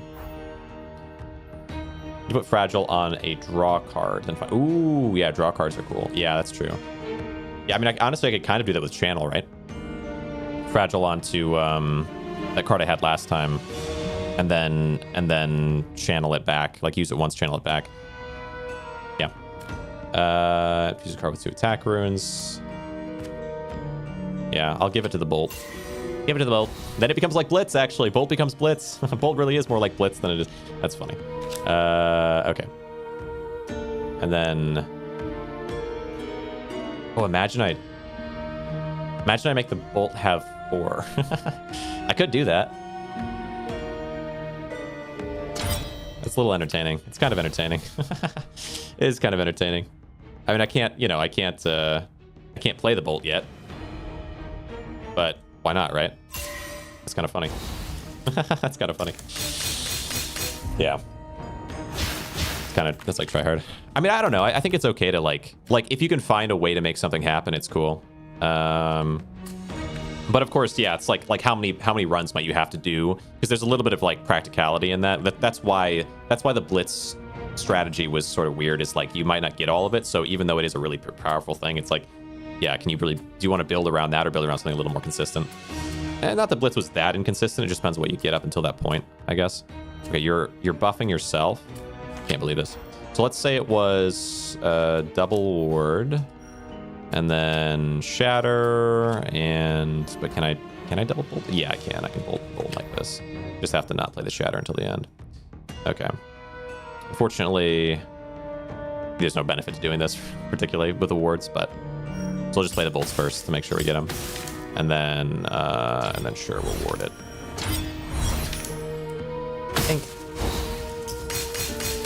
It wasn't powerful. The main purpose of Blitz IMO is to put runes on them so you can get... Yeah, exactly, right. Yeah, you get the draw rune or the... Oh, it was always about Blitz getting stronger every time you played them, though, wasn't it? Was that a key... Was that a component of Blitz, or was it a rune that made Blitz more powerful every time it was played? I remember that was like a big thing. Feels good. Blitz don't scale. Yeah, so there was one... There was a way, though, wasn't there, to make Blitz scale? And I'm pretty sure I had like 4 blitzes that all had the scaling. Or maybe it was 2 blitzes with the scaling and 4 total blitzes, something like that. Okay. Because I could have sworn there was some way to do that. Maybe not. Maybe I'm misremembering. Deal 4 damage to enemies in this region. Play all attack runes on this card become shield runes. Oh, play all attack runes on this card become shield runes and vice versa. What a weird card. It's cool. I mean, so they alternate back and forth, and I could put attack runes on. Oh, I could put attack runes on when it's a shield rune using the new thing I have. And then every turn this becomes a 2 shield 4 attack or a 4 shield 2 attack. That seems kind of fun, right? The versatility of that would be kind of nuts. Wow, that would actually be really good. Deal 8 damage, play, infuse this card with... But then I wouldn't get it every turn. I would only get it every other turn or so, because I have so many cards in my deck at that point. I would like a draw, but okay. Deal 2 damage for each rune among all your cards. Oh, rune cast? It's just too large. It's cool though. It's cool. Give it focus and bolster. Focus and bolster. Sure. Yeah, no, true. You're right, actually. That'd be kind of crazy. Infuse this card with focus 6. Okay, well, we'll take this. We'll take it. It's cool, I guess. It's uncommon or whatever. Give it focus and blitz. Currently, Runecast does 16 max damage. Okay. Wait, what? Why? Oh, you're saying just like at like 4 damage this region. Yeah, and then, but you're saying like if I put 2 more runes on it, does it not do more than 16? Or you're just saying right now, or do you mean like within the game it's like it's a cap on it? Because that would be kind of my concern based on that. You sense a fleeting power in the moon. Give 2 focus. So hold on. So focus will do 2 extra damage. Is it 2 extra damage per rune? Runecast deals 2 damage per rune in deck. The other card you said was 2. Oh yeah. All right. Runecast, right? Yeah. I'm just thinking like the potential that's decent because I can keep putting more runes on things with daggers of Rukos. The problem is just like it's just too big, I think.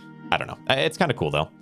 So Rukos Quandary, deal 4 damage. So if I put that extra damage onto this, will it be per rune 2 extra damage? Oh, that's crazy. Okay. You kind of got to, huh? You kind of got to. What can I say? All right. And then Sigil Forging removal. Only a little tempting. Infuse a card in your hand with 2 attack runes. I could remove one of these on the Daggers of Rukos. But it is an exhaust card, so I'd have to use Channel to get it back. It's a little less tempting. Remove something on Channel is kind of nice, though. Maybe. Oh yeah, card removal is better though. Yeah, you're right. When you're right, and I get rid of a bolt, that would be nice. True. Able to cycle your quandary faster. Yeah, that's a good point. Goodbye, bolt. And where am I going now? Just combat. And then there's an elite after, and then there's good things after the elite. Oh, what is this? Moldering Hex. Temporarily gain decay 5. All damage dealt by this card is reduced by 5. Okay. Interesting. I can live with that, I think. So, oh, look at that. We can do Shatter, we can do Bolt, and we can do Channel, and we can Shatter again. Okay, hold on. So, let's say... Wait, hold on. 5 decay. But it'd just be for the 1. Wait, Hostile? Ghost. Clearing any covered tiles. Can I get rid of this? Don't know why they made a different stat. It's just negative focus. Okay, gotcha. Maybe to make it more clear that it's bad, I guess. I don't know. Kind of strange. So let's say it was Shatter. But then Shatter's gonna get that one, but it won't get this one, right? So maybe better to put it somewhere else, but hold on. If I put it here, then it'll hit there, there, and there. And then I could ward here, but I couldn't ward there. Then I have a bolt.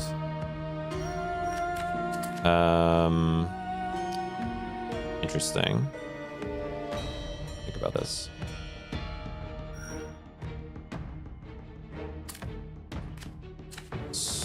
Oh, wait, but you're right. I can Shatter. I got to consider where I want the other Shatter to go, actually. So Shatter. Hold on. Shatter here. No. It has to be, Channel has to be second, too, which is a little awkward. So let's say it was Shatter here. It goes there, there, there, there. And then I can place the Channel, therefore, can go here. Would I have space for... I think I would, actually, right? I could place it here, here, here, here, here. Would be the other Shatter, which gets us here and here, and leaves us this triangle. Yeah, it doesn't quite work.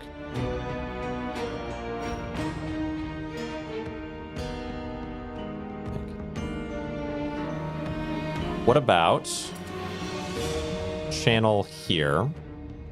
So shatter, it's these ones. Channel goes here. Letting me do shatter. Letting me do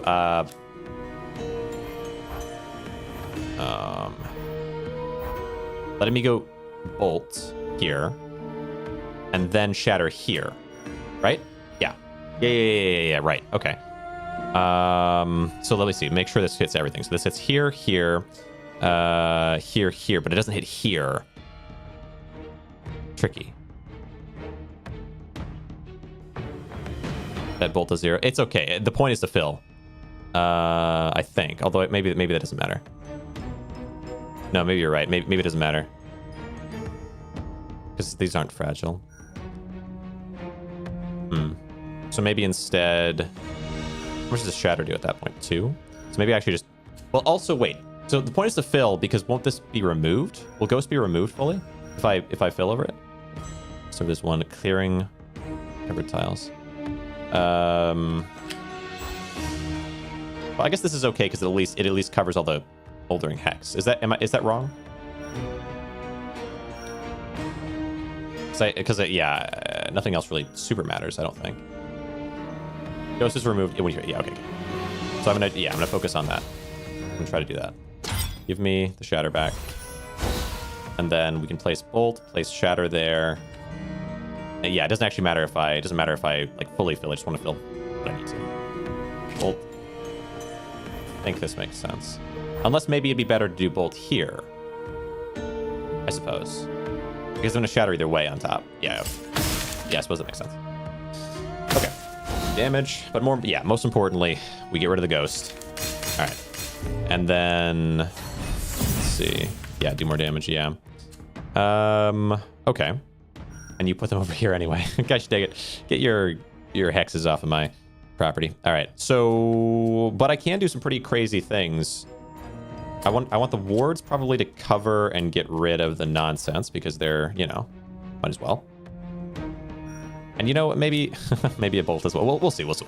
Actually, no, because this what would be better is if I could use this somehow.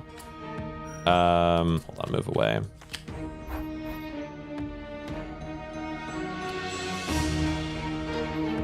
I don't know if I can. I can go here. Or I could go here. Right. So let's say like that. Then the other ward goes here. And then that leaves this amount of space. The point of this is to put it onto you. Unfortunately, it's the attack, but it'll be all in on attack. I suppose I can live with that, huh? And then we would just pretty much just want to put you wherever you fit. I don't think I care about the bolt here. Actually, maybe no, I can't. Yeah, it's fine. Okay. This seems fine. Well, does it not disappear? Or like, does it disappear? My thought is like, if I get a decent amount of it gone without having to sacrifice anything, it's worth it. And then I can enhance this guy. And I can do 6. I can do 8. Let's see. 1, 2, 3, 4, 5, 6 by 6, 36 damage to you this turn. Oh, no, that's 1 turn. Okay, never mind then. Well, then I guess... Is there a way I can get rid of these? Go away. And then, is there a way I can play a bolt somewhere then? Let's move you over somewhere. I want to place a bolt somewhere. But there isn't a place for a bolt once this is in a spot, I don't think. Yeah, so it doesn't really matter. It doesn't really matter whether I place it or not. Bolt will be negated. Wait, no, it won't because you only do 2. Okay. So then, yeah, let's just say it was here and here. Okay, well, that also works then. So now, we hit you with a bolt. We use this. I guess first we can use this. Give this guy even more nonsense. Much as I might have liked to do the all-in on shield thing, it would have been kind of entertaining. Or like, the split between shield and attack. I still think... Wait, what's this one less? Is this one less because it can't do more than a certain amount of damage? Or is this... No, it's just one less Because I don't understand why. I don't know why it looks like that. There we go. Thank you. We hit you for a little bit, and then most importantly, we're going to hit you for 36, right? Nice. Maybe it wasn't. Wait, was that 36? Yeah, it was. All right. Visual bug. Gotcha. I was going to say, I was like, am I missing something? Okay. And now we just finish you off.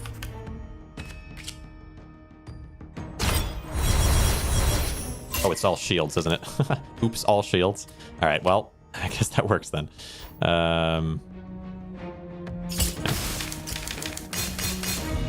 Feels fine. This is a good card. This is a ridiculously good card, honestly. Now it's attack. Yeah, I feel... Okay, wow. Exhaust a card in your hand, then add 2 copies to your hand with half the shape. What? Card in your hand, add 2 copies to your hand with half the shape. Did that work? What does that mean for me? What does this mean for me? Would Ren's Soul give me 2... But how would that work with the runes, though? I'm not sure. Draw 3. Thought Rupture is always good, of course. Thought Rupture is actually a lot better now that I know I can kind of cheese it with Channel. Thought Rupture was definitely... And it's a draw card, and I don't have any. Splits the card in half, so it costs less. It costs less. But, like, what about the runes? What happens to the runes? That's kind of my wonderings. So, like, for example, let's say I put 2 more on there. Now we have 1, 2, 3, 4, 5, 6. And then I split it in half. Do I get one of these or not one of these? Runes are maintained? Tricky.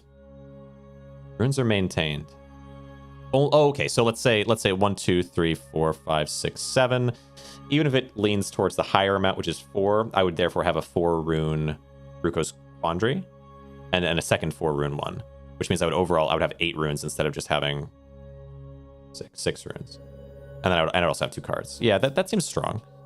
That's an option, although it doesn't give me the draw. Probably not worth it. It's a bit all in.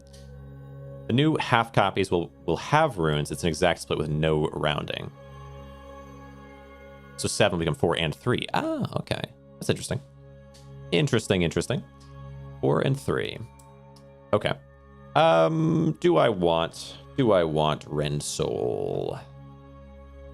It's kind of an exciting thing. And it exhausts itself, which is cool. But Thought Rupture is so good. And it also exhausts itself. Which is really cool. Wait, can Ren's Soul... No. I was thinking, could Ren's Soul maybe be brought back and then you could split another one? You know, you could do, but yeah, too many cards. It's just a lot of extra cards, though, right? It allows you to have Quandary for offensive and defensive, so you'll always have block when you need it. Wait, does it actually split them that way? Wouldn't it just split them into 2 attack and then 2 defense? Because I would figure Quandary, like if you split it in half, it's not going to change one and then also the other, right? You would just have 2 of the same. Quandary for offensive and defensive. Although I guess you could add 2 attack while it's on defense and then split it, and you'd always have both as well, which is kind of interesting. I feel like Thought Rupture is the better call. I feel like it is. I'm probably going to go that route. I like drawing cards. I like this concept. It is cool. You think it's valid? Like if it's a viable strategy, maybe I go this one because I haven't used it yet, and I have used Thought Rupture. Just takes up so much space. It's just unwieldy. Okay, I think I go Thought Rupture. I don't feel like it just feels like it wouldn't work. At least with what I have. Let's see. So let's say I go elite. I'm sure here we get bolster. It's interesting. If we get bolster, then that's kind of interesting. Yeah, it alternates between attacking and defending. But imagine we get bolster, and then I'm fighting an enemy, and I have really good attack every time that they're attacking, and I have really good defense whenever they're not attacking. Then it becomes like kind of a big pain in the behind. Like, I feel like the attack is invariably going to be at least helpful, where the defense is not necessarily going to be helpful, and it's only every other turn. I do like the idea of bolster. I guess either way we go this way. You need more draw. Yeah, that's fair. Yeah, I definitely like the elite combat. Sigil for attack rune. Adds an attack rune to one of your cards. One more attack rune. Shield rune. I wouldn't mind having a shield rune, honestly. On this, an innate shield rune of power for the elite. Yeah, I think so too. And the elite probably gives me something cool if I beat it. I feel like you just always go elites, no matter what. Like that's like pretty much universally, unless you're like very close to winning, maybe, but you're like not quite set up right. Maybe you go for a combat, but elites almost always they just give better advantage. And unless you have good, well, but it depends on the game. Like this one, honestly, this one might not be as hardcore as Tendril was. Like Tendril was hardcore enough that like, yeah, if you don't go for an elite, you're probably just not going to win. It's the feeling anyway. It was much more, at least for a common person. Okay, I'm sure like Paradoxical, you could do whatever you wanted in that game, but like for the most part, every advantage was pretty vital for most players. 13 attack, enemies planning to attack, channel. You disagree? Yeah, but like I feel like you could have won without fighting a single elite. Like that's different. But like for most people, I feel like going against elites means you get better advantage, and if you don't have that advantage by the end, you're probably gonna die because of different misplays. You find a rare power and you're good. Yeah. I think you need to find a rare power and you're good. Okay. Like I think I would amend it. Well, I would say the same words, but I would say them with a whole different meaning. Channel, shatter, quandary. What are you doing to me? Transform this card into debris. Interesting. I might double ward here. Turn a couple things into small cards. Because I don't really care about the whole shatter spread concept very much at all. And this is, you know, it'd be okay to just defend a little. Yeah, I think I might do that. Maybe this is dumb. Normally I wouldn't do this, but I think the little defense might actually be important. Progressive Gamer, welcome. Scarlet, how you doing? So we're going to block a little bit against this. We're going to turn those things into debris, but I'm not going to do anything else with the rest of this. Just going to defend a little bit and prime myself for war. Okay. Daggers of Rukos. If only you had been on the right moment. Geez. Well, we could do another ward here. I don't want to do it. And then I'm going to turn the bolts into... yeah. Turn the bolts into some nonsense. Let's say it was here and here and here. But I think he's just going to put this back on later anyway, but okay. But this is fine. This is fine. Yeah, I think so. Yeah, turn to bolts. This feels okay to me. End turn. Good. How about you? What's the game and how's it going? Well, this is Moon Sigil Atlas. It's going well. It's going well. I had a little trouble earlier on from a major misplay on my part, but it's a lot of fun. It's a deck builder. You know, you have your attacks, you have your defenses, you have your kind of special cards that enhance you or whatever, or weaken the enemy or whatever, you know, these kinds of things. But then in addition to all of that standard deck buildery nonsense, we also have this board to play on. And enemies can like affect the board in different ways. So if I play this on top of there, it'll transform whatever card I play onto it into a crappy debris card like this one. And I really like this card. I don't want to do that to it, so I'm not going to play it on this spot. Things like that. And then let's see. And then just in general, your space is kind of more limited. So instead of having mana to play a card, you just pop it on where it can fit. And if you run out of space, then you can't play anymore. Bolts remain fragile. Not that it matters. Oh, really? Oh, yeah, that's interesting. The debris is actually just fragile still, so it will... Yeah, you know, but yeah, for this build, it is what it is. Thought Rupture, we have it. We like it. We love it. We love to see it. If I can get Thought Rupture into a channel, I get Thought Rupture again, which is kind of cool. We'll see. I'll play you... Oh, hold on. What do I want to do this? Could also happen to grab the daggers. The daggers or the channel would be great for me here. I can't kill you in one go, though. Either way, but... Thought Rupture... I probably want to at least ward this for sure, right? Maybe I want to ward first. Let's do that. Because I feel like I know I'm going to put it here regardless, because I can't put it here. I could put it here, but it's too much in the middle. And then we do Thought Rupture. Where to put it? I could put it here. Because I know I can't put a ward there. Maybe this is fine. It does give us the daggers, but let's see. So let's say this was here. Or is there some way that I could place this where it makes sense? I'm not actually sure if there is. With daggers. I wouldn't mind changing the shape of daggers, really. Wait. No, Yeah, there's not going to be a way. We have Shatter.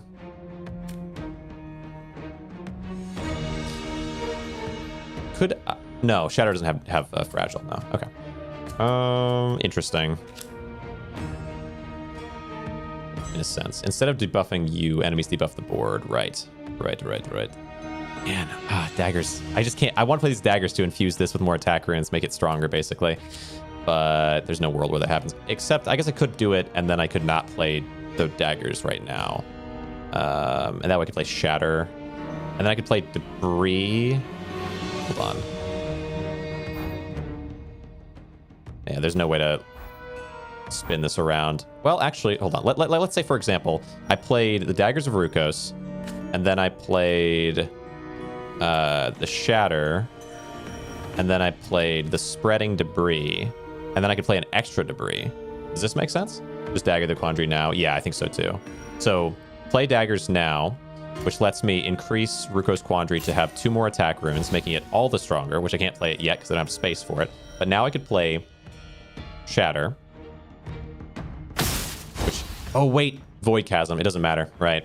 Forget about these things. You know what? I could play say Debris there though. Maybe it's okay. Actually, I don't even know what I was thinking because Debris doesn't spread. It just it just exists. Who cares, right? We got 4 armor. We'll block most of this. We'll do decent damage. Coming up. Use spread to eliminate the ghost without triggering it. True. Oh, that's a good point. Yeah, I hadn't thought about that. So here's more ghosts to deal with. But honestly, I'd probably kill you this turn. What is channel? I could channel the Daggers of Rukos, put it on Quandary, but it doesn't really matter. I could channel the Daggers of Rukos, put it onto a Debris though, and then I could play both. Maybe. We also have Shatter that I could, or I could grab Thought Rupture, which would give me nothing that I care about. That's great. I feel like we just play and then double Debris. 6 by 6, 36. Well, let's see. Actually, that might be enough. Maybe I do honestly want to play channel, grab myself the daggers. And honestly, where do I want it? There. Daggers to get onto a Debris. This should be fine. Give me the daggers of Rukos. And then we dagger the... that doesn't work. Okay. We dagger the Debris to give it 2 attack runes. This would be an additional... enough. It should be enough, right?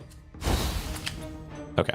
So we start with you doing 36 damage. Wait, why not? Oh, because your defense. Oh, your defense. Oh, I forgot. Okay, well. Word. Gosh dang it. Gosh dang it. We block a little bit. We block a lot of it, actually. It's okay. It's fine. We block all but 3. Now die. Now, gosh, wait, no, you weren't, were you?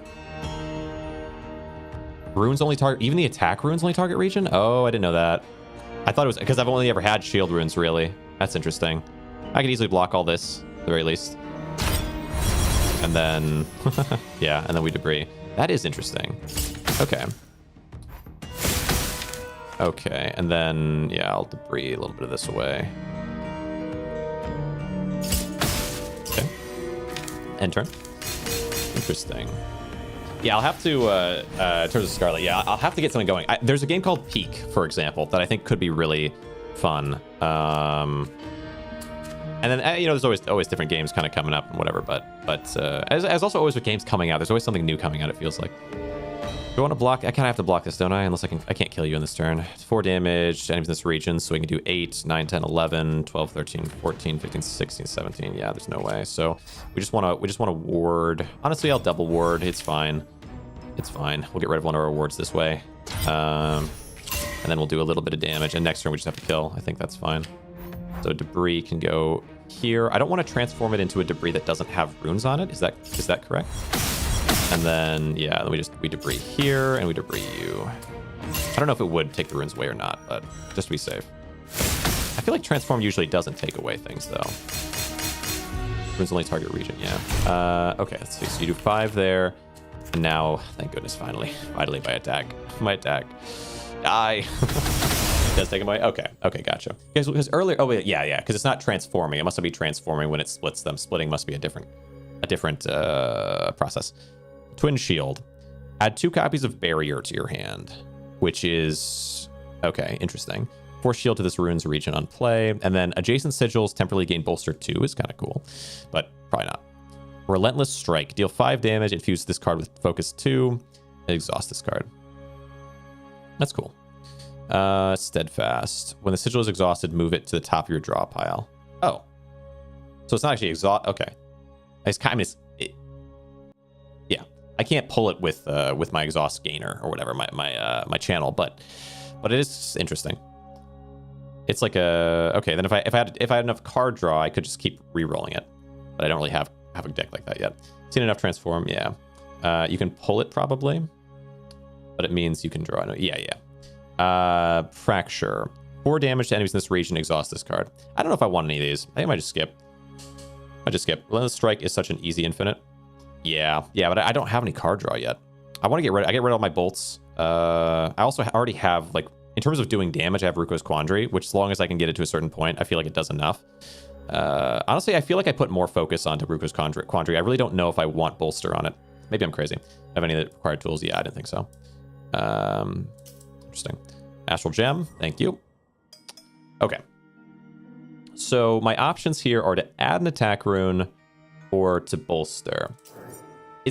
Am I wrong to say, like, I don't think I really want to bolster Ruko's Quandary? Like, it's good, but focus would be infinitely stronger. Well, you take what you can get to a certain extent. Like, if I compare that against, what would I want an attack rune on, though, Like, I could put an attack rune on Ruko's Quandary, and then that's one more, which is kind of good, but maybe honestly, maybe bolster is good. Maybe it's better than attack rune, and I have to choose one, don't I?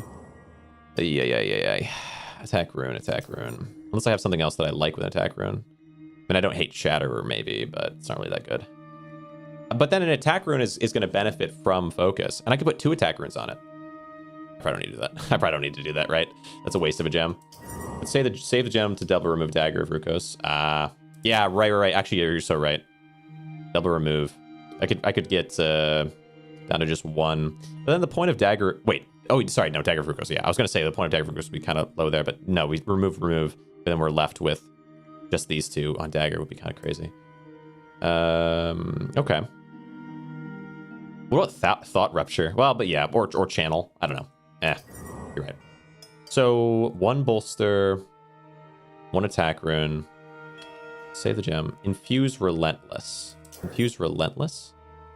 Relentless. Who's relentless? I don't know what you mean. I don't have relentless. I don't know what that is. Okay. Is there something else that would make sense? I mean, like, I could put an attack rune on a bolt if I wanted to, I could put an attack rune on... Do I want... Okay. 1 more attack rune on Ruko's Quandary. And then just 1 dagger of Ruko's gets it up to full. Attack runes in this card become shield runes, vice versa. Maybe that's fine. Did you mean Rune Stormvitress? Relentless is not an infusion. Quandary is just great. Yeah. Maybe bolster is the right call. You can't hold armor between turns. But it'd be so easy to get full anyway. I feel like the attack rune maybe isn't... maybe I do go bolster. Gosh dang it. It's tough, man. It's tough. So we just harness the power. And we give it... Yeah, there's probably not a better option right now.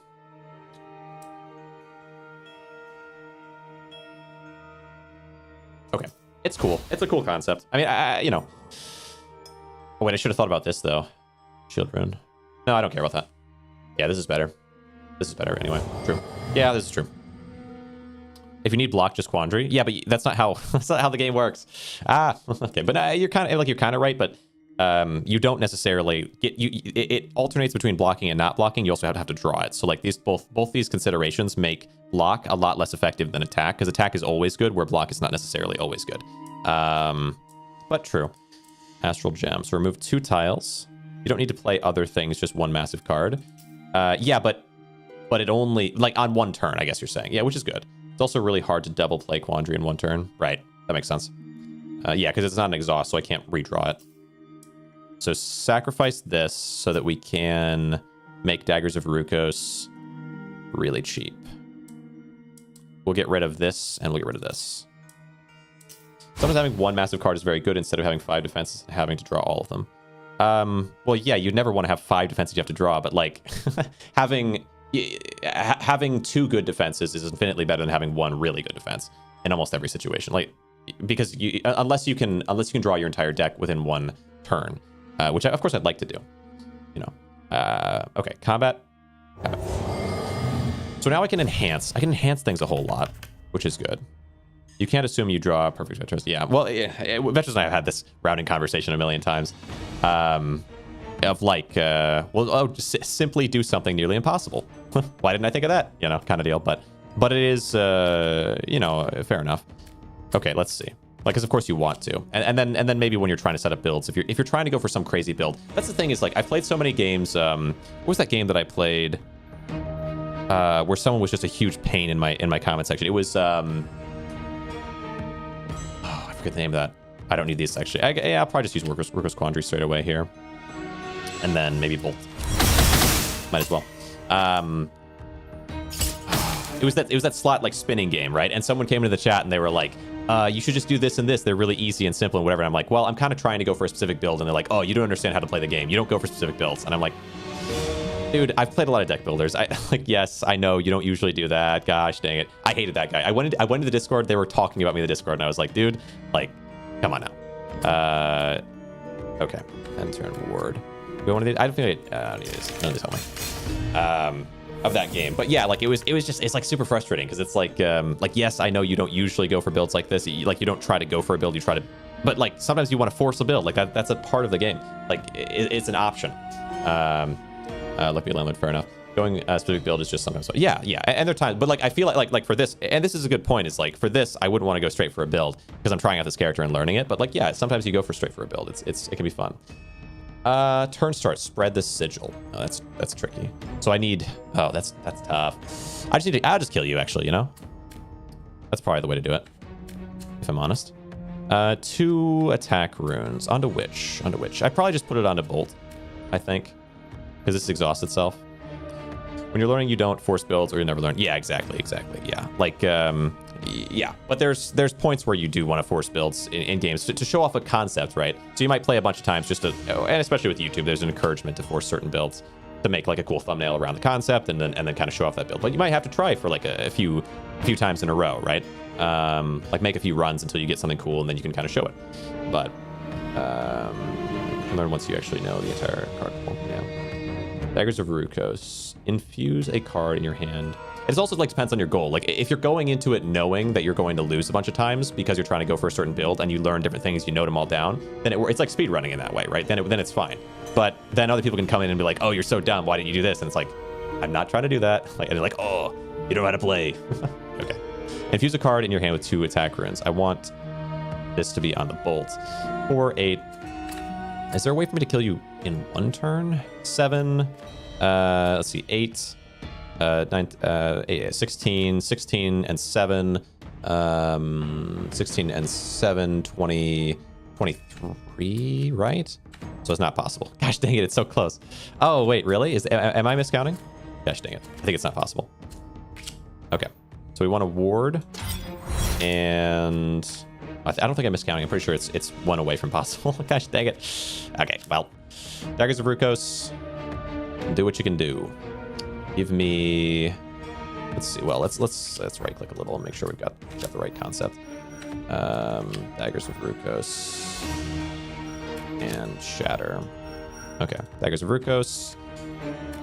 I'll put it onto a Bolt because it doesn't. Yeah, and then play the Bolt and play the Bolt and play the Shatter. Gosh, I knew it. Yep, it's 1 away. Tragedy. You preempt those chatters by tilting your stream, going for meme builds. Well, yeah, no, like I mean, I titled it around like going for like this specific build. I didn't say like meme build exactly. Maybe by saying meme build, people, because that's the thing is like I could always retitle it after to what I actually want it to be. Yeah, but like some chatters are just going to be that way, you know. Some chatters are, yeah, the brains aren't formed for speaking or texting. You know, it is what it is. New card. Add 3 copies of Shard to your hand. Spread the sigil on spread. Deal 2 damage for each tile in this sigil's shape. No. Deal 8 damage, infused card with focus 6, exhaust. These are all interesting-ish, maybe, but no thanks. Up to shard, no. I think I'm good. I'm good. None of those are going to help me. Unless I'm dumb. We'll just skip here. So Unmake is a very good early card. Fair enough. Card pack. Heal. Card pack, heal. Card pack. Give me something cool. Give me something cool. Open a card. Open card pack. What do you got? Random. Glass. Glass isn't going to work for me because I'm not really going for a glass build. Or wait. It's not even glass. It's shatter, isn't it? Why is it called glass? Is that something different? It must be. Fragile. It looks like the same symbol, but it must be. Fragile. Need more draw or runes. Draw or runes. Something that procs off of having a lot of runes maybe would work. And then, of course, yeah, draw. So random or runes here. And random is not draw, unfortunately, necessarily, but it could have draw in it. Let's go for runes because, you know. Skillful Retreat. Remove all sigils with a rune from the board. Infuse this card with focus 1 for each removed sigil. Transform this card into Patient Offensive.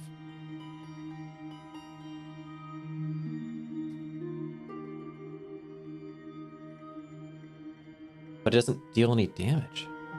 Oh, except this deals 0 damage, which therefore means it does deal damage. 1 damage per... Wait, what?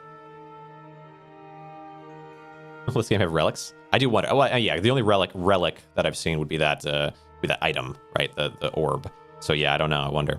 Deal 0 damage, but I would imagine because it's its existence, maybe there will be. But draw a card. Drawing a card every time is nice. It like pays for itself kind of, but it also takes up slots. And I like 1 focus. Oh, and then you put runes on it. And you put runes on it. So let's say you ate 5 sigils, giving you 5 focus, and then you put 2 runes on it. Each rune does 4 damage with 5 focus. I feel like there's not a way to make it work. Is it really good? It's damage from focus it's infused with. Only runestone nexus is worth taking. Yeah. Request Quandary again. Deal 4 damage to enemies in this region with an attack rune. Sure. Runestorm. The sigil's rune effects are applied to all enemies regardless of position. Regardless of position. Oh, so if it was a defense. Temporarily gain Rune Storm. Adjacent sigils gain Rune Storm. Oh, that's cool. Oh, okay, so it hits everybody. Or defense. Oh, you put this next to Rune Storm. Oh, interesting. You could defend everything and attack everything with Quandary. Okay. You like AoE, middle card is AoE. Yeah, true. That's kind of cool. Yeah. And there's, yeah, if this is the same Astral Titan as before, yeah, then we're gonna kind of want it. Yeah. What a draw. What a draw. All right, it is what it is.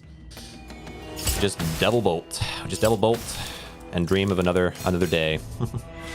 Like AoE. Yeah, but true. 2 quandaries. I know. 2 quandaries. Imagine. Okay. We have Dagger of Rukos. We have Shatter. I have a bit too many cards for my liking right now. I will say that much. 16 damage. A ward to block a little of it.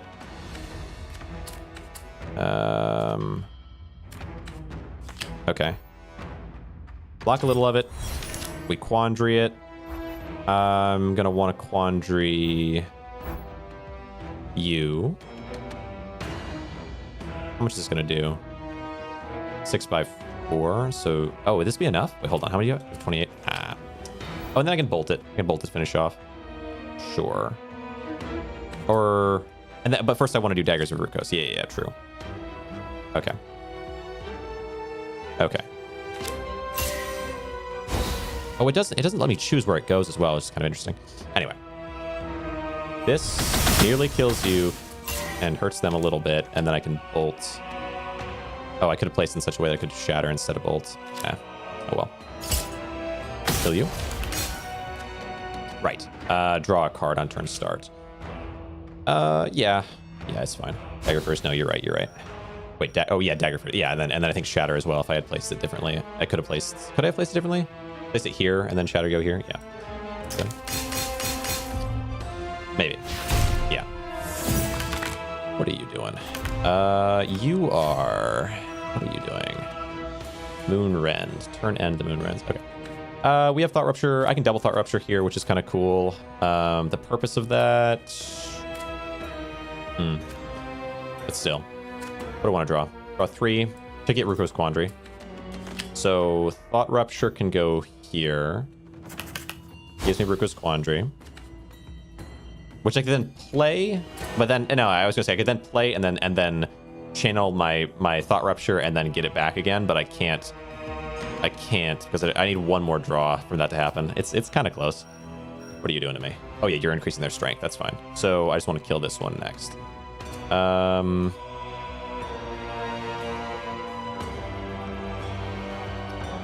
Runestorm. Yeah, this doesn't help me here, unfortunately. Okay, well. What do we want? Channel, before shield. Is this an exhaust? It's not. Interesting. I could draw Shatter, which is kind of nice. Just still does 4 damage. Dagger first, still does 4 damage. Oh, dagger. Wait, dagger first. Oh, yeah, true. Yeah. Okay, so channel.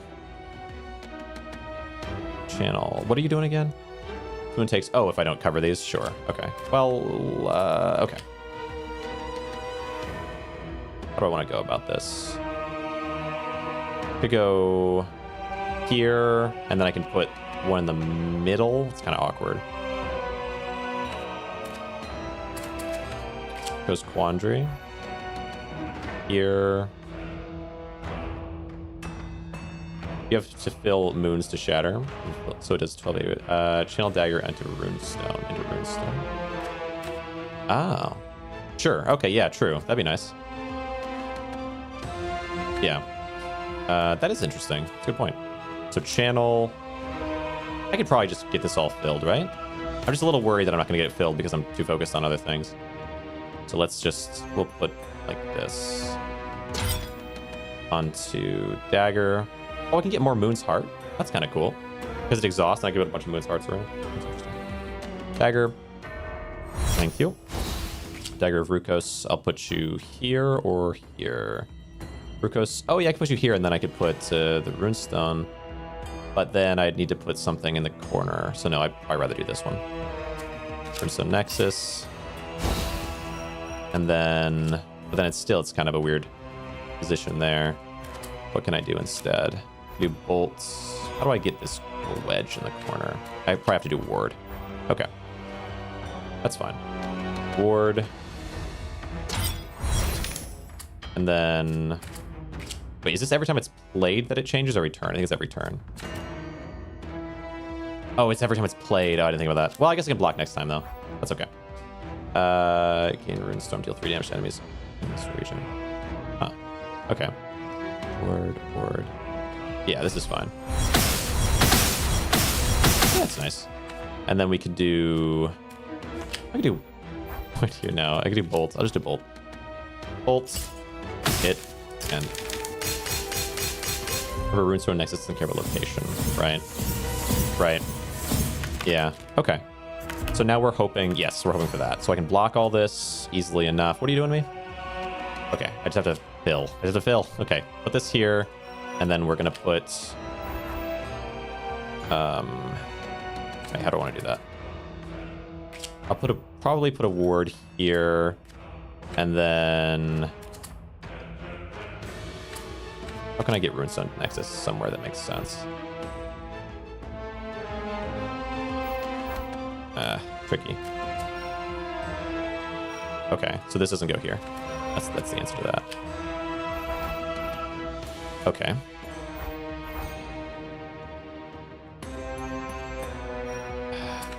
Problem is still... Okay. And this here... Runestone Nexus can go here. And Shatter can go here. Which fills that up. And that feels okay. Okay. Okay, so 34 damage to enemies in the region. Adjacent sigils temporarily gain Runestorm. When it's played, or if it's down already. It must be if it's down already. Okay. Anything else that I can do? I think that's about it. So we do Runestone Nexus.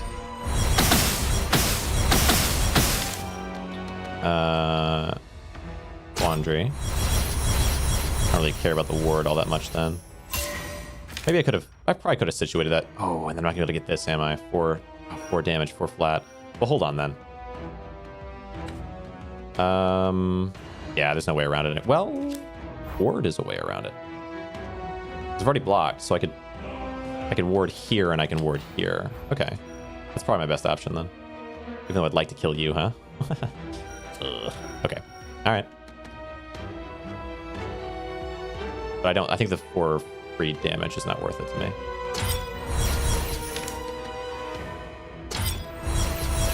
Yeah. Okay. You are gonna buff. Oh yeah, I should have killed this one first. Ow.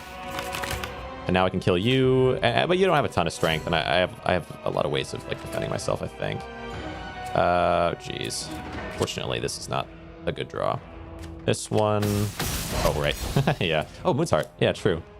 And then we just try to like, yeah, we just draw enough. Yeah, I wanna fill that. So I can just put. Oh, I don't want to put this thing in here.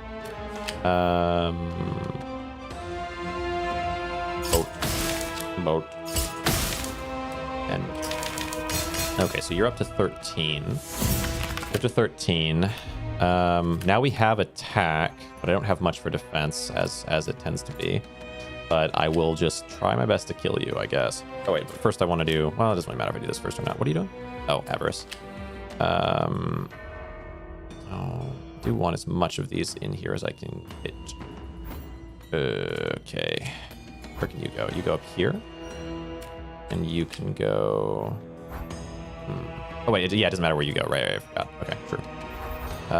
So we just do, let's say here, and then you can make it function. And then I want, where to fit best to get everything I want out of this world. Say if it were here, I have like a 3. Do I have a 3? I don't have a 3. Oh, tricky. Tricky. Runestone outside. Yeah, but it doesn't matter if this is touching it, right? It's just trying to find a way for it to fit. And yeah, we're gonna want wards. Runestone. Wait, does it matter? Runestone doesn't matter where it is, right? Is a runestone no matter what? Fine. Runestone outside. Or you're saying always put runestone outside?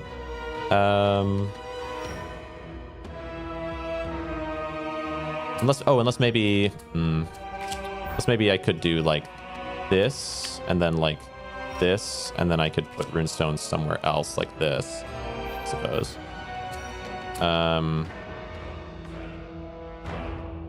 But then I could make the wards not matter too if I want,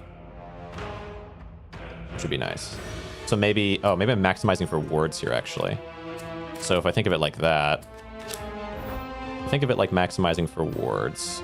How can I put it somewhere where I can hit as many here? Ward can then go here, and it could go here. But yeah, we can't really do much more than that. I could go here, and then I can put a bolt there. But then the issue is I need this to hit you, don't I? Take the hit. You're not going to survive another cycle. Okay, so just maximize for damage. Interesting. Okay. Where's Quandary? So maximizing for damage. Bolt. And bolt. Is there any way to do this where I at least get a little bit of block? Because we definitely have some space for it. Okay. Not there. I don't know if there is. I think that might be as good as it's gonna get. Unless I move this up here, but it has to touch this still. Yeah. Not much you can do about it. Again, unless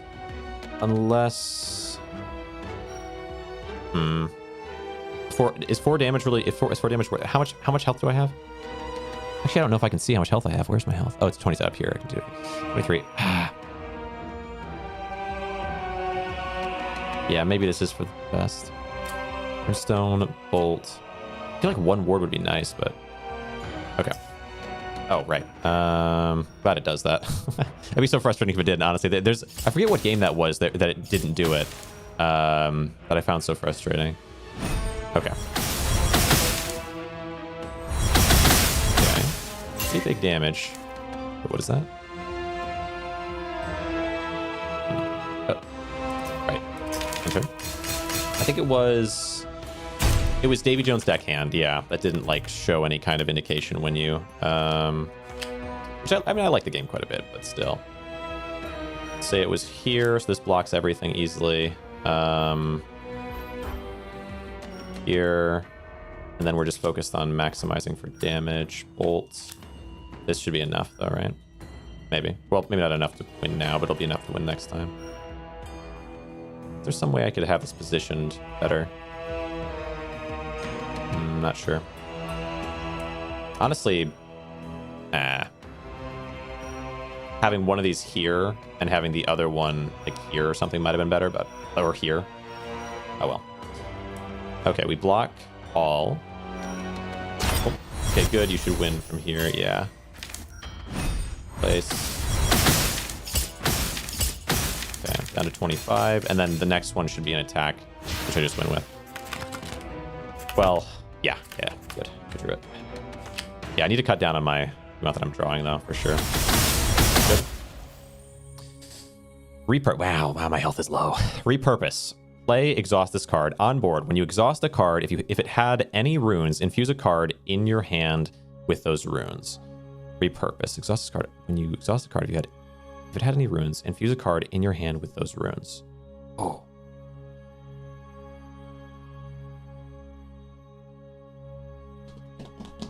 Exhaust this card. When you exhaust a card. What? Play, exhaust this card. On board. When you exhaust a card. If it had any runes, infuse a card in your hand with those runes. Yeah, I've only got the one, right? Or, like, I guess something that I could do, for example, is I could give this runes, and then exhaust it, right? Or no? Oh, no, it's only when this thing is on the board already, I guess. Interesting. Yeah, I don't know if I exhaust that many cards with runes. Like, I have ways of giving any card that I have runes. So, like, I could use the dagger to give channel runes, I suppose. And also, every time I use channel, it'll give a random card a shield rune, which is kind of nice. I would just take Seance for a second exhume. Move a card from your exhaust pile to your hand, then infuse it with Ghost. Other sigils can be placed over this one. Oh, what? That's ridiculous. Wow, that is really cool. The Ghost is crazy. The Ghost is crazy. I never had that. You have slain the first of the Astral Titans.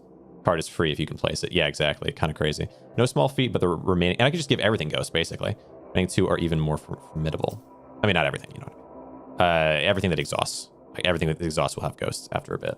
Potentially. Well, will I even do that, though? Depends on how long. Wow, you get your health back. Oh. Slay the others, free me, and I'll return the universe to peace and righteousness at last. I didn't notice that last time that you get your health back. That's nice. Is it overlapping? Does it remove on ghosts? This is an interesting point. Usually it does for enemies. Probably not for me, but maybe. Well, no, it doesn't matter if it does or not, because effects are usually done on turn use. So, like, only if it has persist would that matter. Right? Does that make sense? So, like, without persist, the effect happens as soon as you play. For most things. Which is, I mean, that's definitely something that was hard to keep track of for me as well, though. So the Titan holding my chain, like when I was starting, was like, yeah, how does this actually work? Why does it work this way? Like, when I play this thing, oh, it's on play. Oh, it's on board. Oh, it's on, you know, whatever. So the Titan holding my chains, and I may deem you worthy of the reward. It is a little different from your standard deck builder in that way. Combat. And there are some things, again, like persist, right? Like if you cover it with persist, it probably does just remove the thing from play. So that would be potentially harmful. Although if you have persist on and it's a ghost and it's in, let's say it's like this bigger thing, but you've turned it into a ghost, you could play every other spot, and then the persist would happen on just this one tile, which would be really convenient potentially. So a little funny how that is. All right, so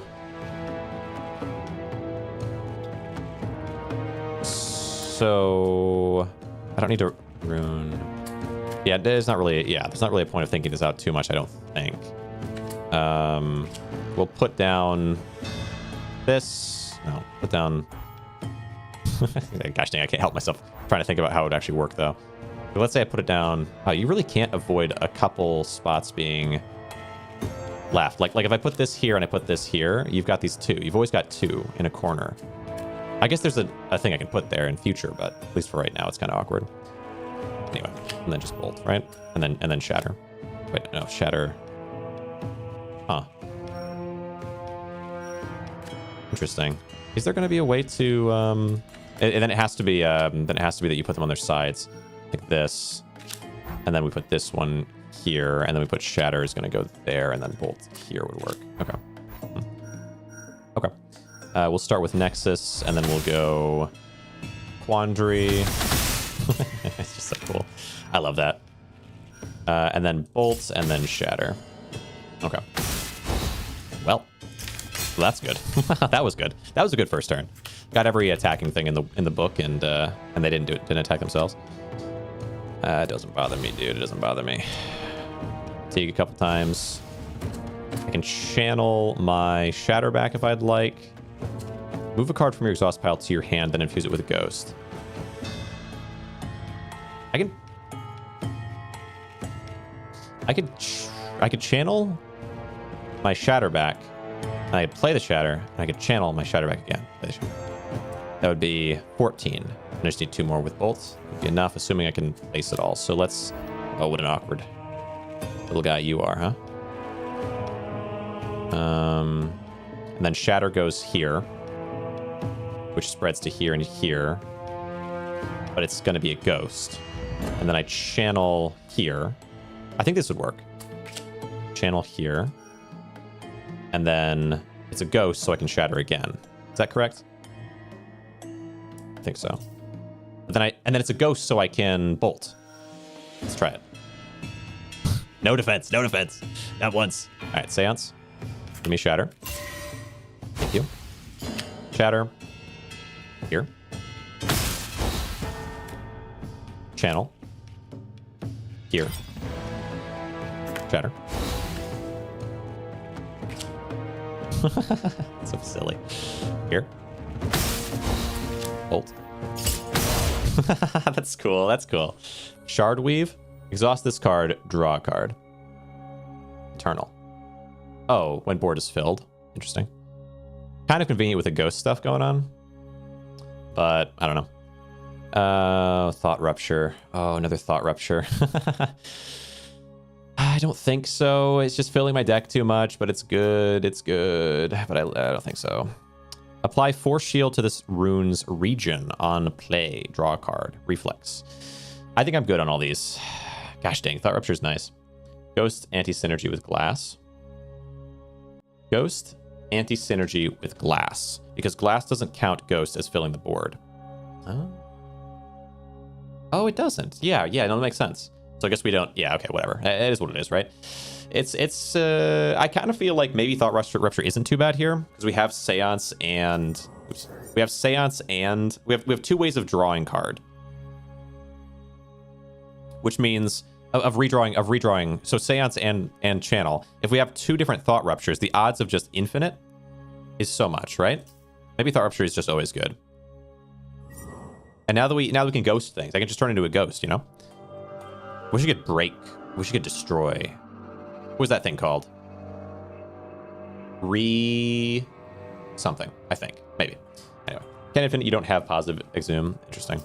Yeah, maybe not infinite, but I'm just saying. And I could remove some of these things, and then I get closer to it. Because Seance and Runestone, like, as soon as I have Thought Rupture, which I have 2 of them now, I could potentially draw Seance, and if I played Thought Rupture, then I could Seance the Thought Rupture. But then I could play exhaust this card. But then I can't Seance is the only problem. And Seance is kind of an awkward spot. But if I could reduce Seance's size, now there's an interesting idea. Astral card pack. Chosen card pack contains cards from other characters. Ghost overwrites Fragile. Oh, sure, yeah. But I'm happy with Ghost. And Ghost of Fragile doesn't make sense. Yeah, because it overwrites, sure. But no, like I think there's a world where, like, not infinite exactly, but where it's where like every every round I can play all the things I want to play, if that makes sense. And maybe even play Ruko's twice. That'd be cool. But maybe hard because it doesn't exhaust. So if I go this route, attack rune, shield rune, I would take the multi-class card pack. I'll try it. I haven't really tried this direction yet. You need draw.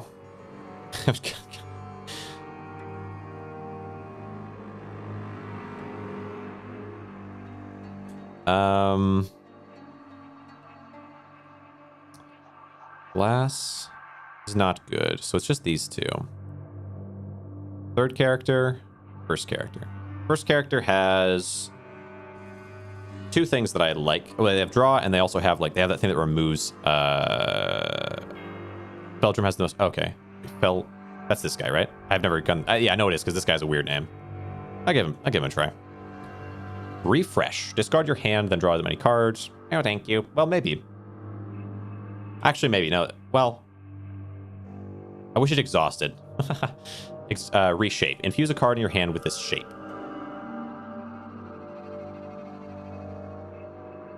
Refreshes cycling. True. I just don't like the amount of space it would take. I mean, it doesn't take up that much space. Reshape would let me do 1-2 things that I care about, so it's not really that much. 3 things I care about. Still. Going cycling for Quandary. Interesting.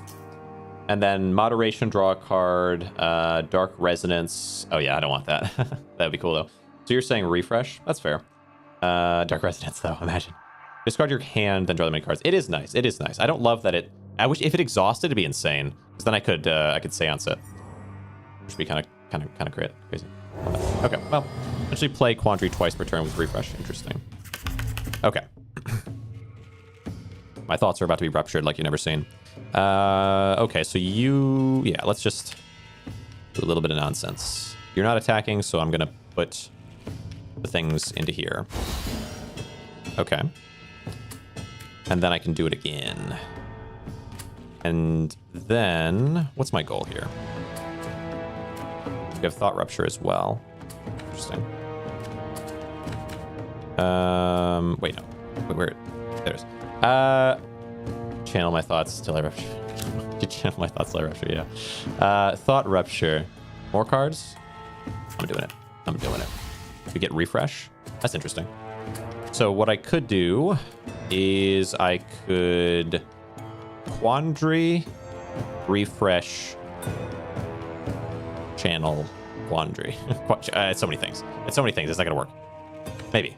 Could I? Wait, hold on. But I need to. This make me attack everybody though. Gosh dang it. Can't do that.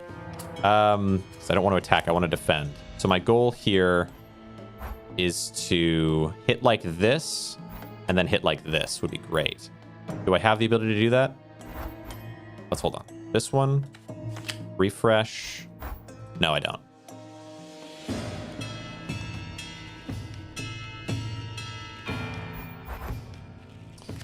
You can't Quandary twice yet. I think the next thing to go for is the tile removals. Yeah, that'd be nice. That would be nice.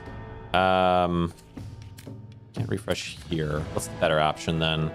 I can hit them both, which is kind of cool. I can channel here, allowing me to get Thought Rupture back, I suppose. And then Thought Rupture allows me to get daggers, which is kind of nice, I suppose, as well.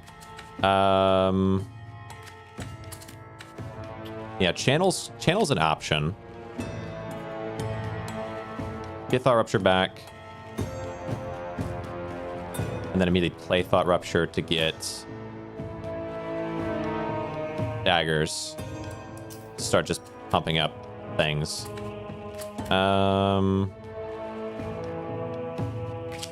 Okay. Maybe. Lets me shield a little bit, which is nice. Bring me back a Thought Rupture.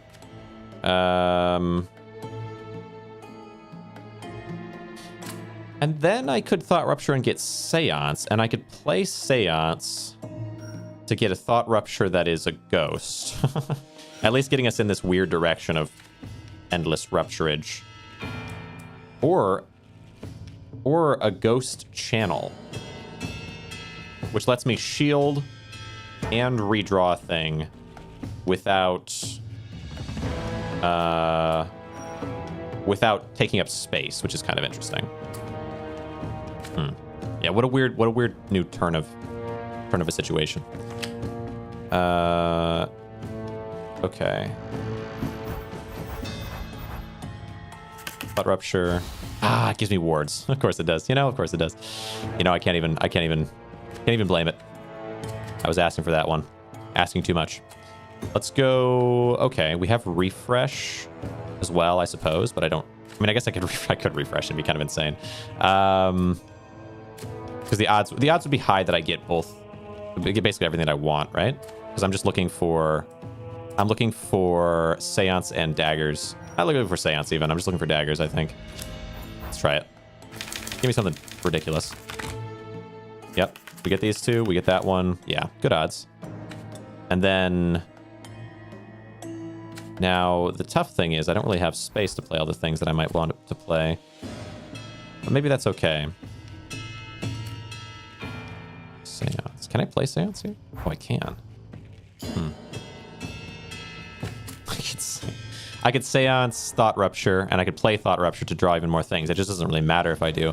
I could seance, but I could seance. I could daggers and I could seance, and I could seance the channel to let me have some defense for free in future, which I don't think I hate. I'll just tank some damage in order to set something up for later. Because I do think a ghost channel is kind of interesting. Maybe I'm wrong. And then the daggers could give me probably runestone. Runestone the daggers. Okay. My brain is broken. My brain is dumb. I can't help myself. I just want to do these weird things. It just feels like it makes sense to set up. What does this do? Exhaust this card. Fear. Okay. Let's see. Let's put it somewhere that I don't want to defend against. But I guess I have kind of put myself in an awkward position because I didn't use this, which therefore means I don't get the defense this turn. Maybe it's best then to just... Oh, wait. But I can channel first. I can channel first, which feels good because, yeah, again, I get a shield for it. Wouldn't maybe even be better? Okay. And then... Ooh, wait. Hold on. And I could bring back Seance, potentially, to Seance a Thought Rupture. Or I could bring back the daggers to give me seriously high damage on Runestone, I suppose. Can I hide this? I guess maybe that's not an option yet. Bring back, but I guess I could unplay it if I wanted. Bring back the daggers, dagger, the Runestone. Or do I want to Seance? Seance is just so cool. But what would I want to Seance even if I did? I could infuse. Oh, right. I could Seance daggers or the Thought Rupture. Probably Thought Rupture for card draw without cost. Yeah, maybe I bring back Seance. And then I really probably should board at least one time here. Get me a little bit more of that. Right click. Can I Seance and ward? I don't think so, right? What am I going to Seance again? I'm going to Seance Thought Rupture. Thought Rupture could give me Ruko's Quandary, I suppose. Oh, yeah. Wait, hold on. No, because I can do this. Because I forgot, yeah. Wait. Yeah, that works fine. Wait, hold on. Yes, it works fine. Okay, so let's say we put that there. And then we could Seance here. And I could Runestone Nexus. But the Seance is going to give me Thought Rupture as a ghost. And then I play Thought Rupture as a ghost in order to get... I don't know what. Seance gives me Thought Rupture as a ghost. And then Runestone Nexus is probably what I play after that, I would assume. Maybe. What benefit does that give me, really? Not much. Not much of anything. Thought Rupture. Refresh. I need like smaller wards or something, so maybe I don't need to do that. Well, I just like the damage it does, maybe. Anyway, okay. So let's start with Seance, I suppose. Gives me... Oh, right, because channel exhausts itself as well, which is kind of awkward. Did it always do that? Gives me Thought Rupture. And then... Oh, right. But then if I... Wait, hold on. Yeah, Seance and Channel are both exhaust cards, so I have to use them on each other if I want... if I want, like, endless. It's not even endless at that point. Anyway, okay. And then Thought Rupture... Can't really place that anywhere. Oh, I could place it there, right? So instead of doing this, I could do Thought Rupture, and that could give me Refresh Ward. It just doesn't give me anything that important. I think we just go with this. So we block 8 of it, and we do some damage. Oh, right. Oh, right. Because this is a ghost, which is nice. I definitely think that the ghosting of things is very nice. Because now I can do Shatter there as well, right? Or wait, no, you're not a ghost? No, you're Runestorm, right. Wait, is there a ghost? You're the ghost. No, you were the ghost, but now you're gone. So do I want the 1 ward? I think I do want the 1 ward regardless, though. This put me into, like, not being able to do much. Wait, Thought Rupture. Wait, this is a ghost, right? That's what it is. This Thought Rupture is a ghost. But do I want... Yeah, there's just not a reason to want to play that right now, except for Refresh. No, doesn't matter. We just ward. We hold on to the ghost Thought Rupture. Okay. Some tools to abuse and nothing infinite, but you don't have any. Yeah, not quite there. Not quite there. We block 8. And then now the goal is going to become to actually attack, hopefully. Huh? What are you doing to me? What have you done to me? What is this? Oh, fear. I'm going to say. Like, what's going on? So let's say I place it there, and then I want to place... Oh, this is awkward. Do like this. Oh, I can't even right-click it? Oh, come on now. Okay, place that there, and then we refresh, I think. Yeah. Okay, here. Then this will go here, and then refresh can go there. Room for a bolt. Tricky.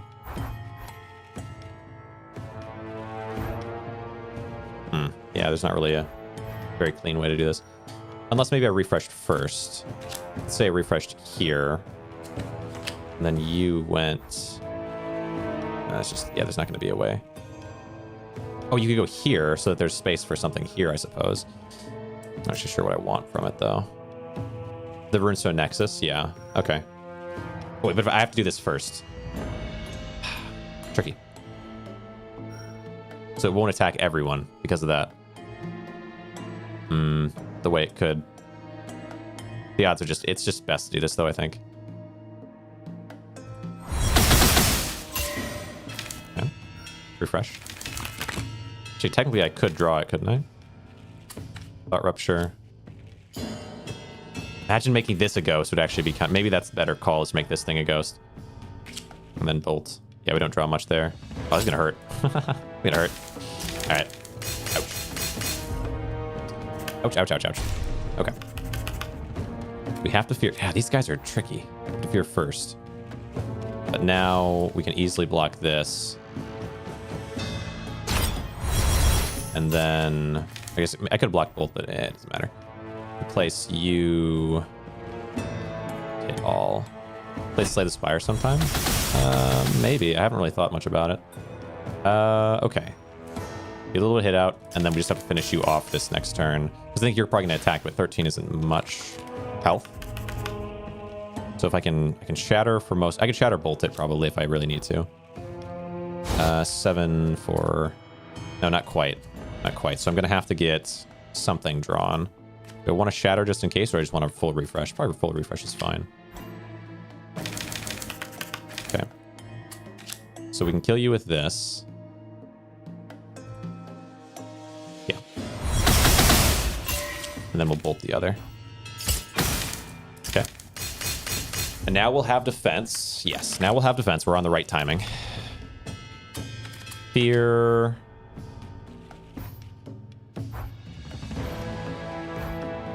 Yeah. We'll have defense. We'll put it like this. Okay, fully blocked. And then is there a way for me to bolt? No. No. Wait. Yes. Okay. This is probably nice and challenging in Ascension, but if you are bored, mods are absolutely crazy. Yeah, I feel like the one reason I might be hesitant with Slay the Spire, I'd heard it from Cody, was like people are a lot more annoying, basically. Like there's a certain amount of like backseating or like, because like backseating could be okay, but there's like a certain amount of, I don't know. I think people with these kinds of games can be a little bit more like, oh, you should have done this. What were you thinking? And it's like, well, I'm learning to play the game. Maybe it was that. Maybe it was the thousands less hours of it than I have than you or whatever. Like that kind of thing. It's like, come on. But like these are indie games. So for the most part, people don't have a crazy amount of time in them. There's less people that are like that. Just ignore backseating. True, I suppose.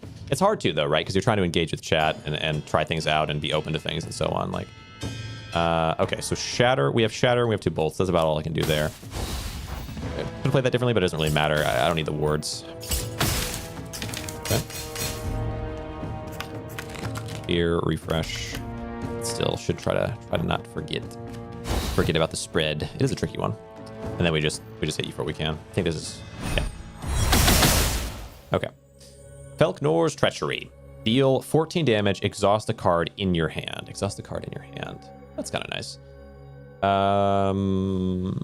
But no thanks. Deal 4 damage to enemies in this region, exhaust this card. These are all bad for me. I don't think. Exhaust a card in your hand. It's kind of nice that it exhausts. Well, it does let me thin down, actually, you know? This is actually kind of crazy.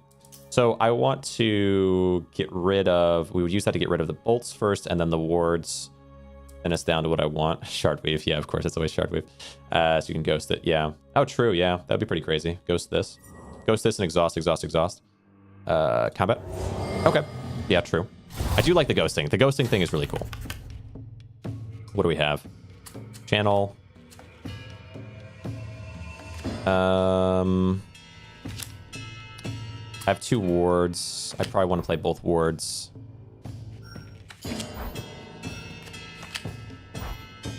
Then I need to find a way to fit them with Shatter.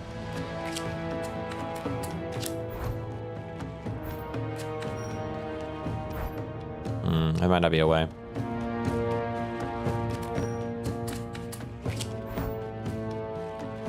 Maybe there is. Hold on. It probably isn't. No. Right, of course. Yeah, because that's... Unless... hold on. The other side of this, which is to, like, go against a wall. And then Shatter... Oh, this would be a... No, it's not. Gosh dang. Yeah, there's not going to be a way. No, there is. Right here, like this. Right here. Okay. Okay. So 2 wards. The damage, it's all within the right areas. Okay, good. Use Spell Knock to exhaust Quandary, then Seance to pull it back out and give it Ghost. Okay. Huh. Yeah. Right. True. Yeah, which is pretty awesome. All right. Ward. Hit. And Shatter. Feels good. End turn. Nice. All right. So, exhaust a card in your hand. Can't do that yet unless I can do Thought Rupture to get... I won't be able to get what I want there. Card from exhaust pile to your hand. Yeah, it's gonna be tricky. So, but for now, I can just exhaust some bolts, of course. Card in your hand, deal 14 damage. Okay. So say like this, exhaust this bolt. We ward over here. Thought Rupture.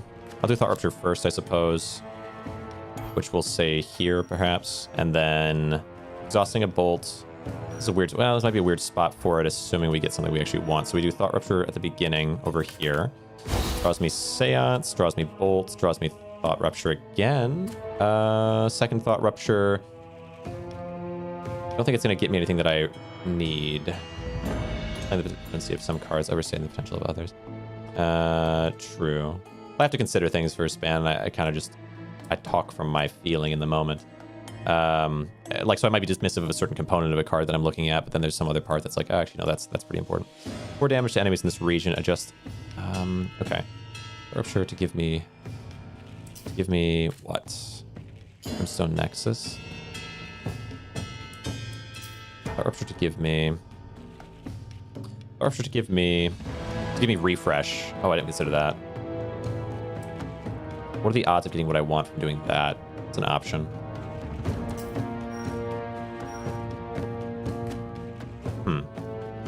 Option to give me refresh. We refresh with the hopes of finding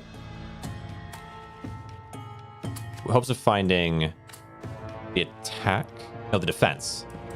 We get the defense. And then we have to Falconer's treachery. If we can Falconer's treachery, the odds are low.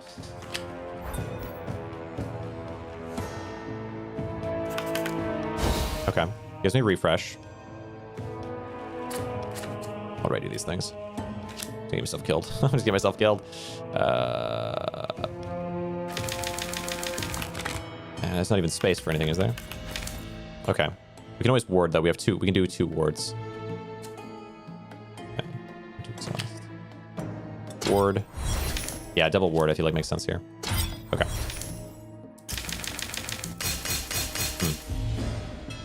Ward blocks some of it. What are you doing again? Mending. Negative side effects at the end of the turn. Moves all negative. Interesting. Okay, we have treachery again. Okay, so just treachery at bolt at that point. What can you do? Treachery. Get rid of a bolt. Double ward. I would kind of like to do... Actually, the dagger should have gone onto the... Oh, well. Well, I guess I... Well, it's going to exhaust itself, but maybe that's okay. Because I can always bring it back with... Is that worth it for me? Just bring it back. Need more ways of bringing stuff back, potentially. No, it's not worth it. I do like that it exhausts itself. The cards are removed. Makes sense, but I was surprised. The right-click cards are removed. Oh, yeah, no, that makes sense. I was wondering if it would keep the ones that maybe I redraw, but that would be a little unnecessary. Here we go. This is what I wanted. So, treachery. Let's see. Exhaust a card in your hand, exhausts the Rukos. Then we bring it back with Seance and play it as a ghost. What's my spacing look like? Seance. Perfect. Peak draw, peak draw, and also peak placement from the enemy. So we exhaust that. We Seance it back there. Okay. Exhaust. You. Seance. You. It's a ghost. We block. And now I'm free to place. Okay. And enter. Yeah. Good set. Okay. Yeah, it's a little bit... I don't know if it was really the right play, all the like refreshing and so on that I was doing there to try to like spin things in my favor, but it worked out. Daggers of Rukos, bolt, ward. So you're doing 7 ward and ward to block all of that. And then I suppose we can just daggers the bolt at that point. Not much more you can do. Daggers the bolt, and the bolt will go there. Okay. May as well get some free little damage here because I think this is going to end soon. Daggers the bolts. Bolt. Ink. Good. Ward. Nice. Okay. Block it. Placing down all this nonsense, but I think you're about out of luck. Channel. Could channel the daggers, and then I have refresh though. Refresh is probably more important to me. So I can kill you now if I get it, and I think I will. Odds are low that I won't.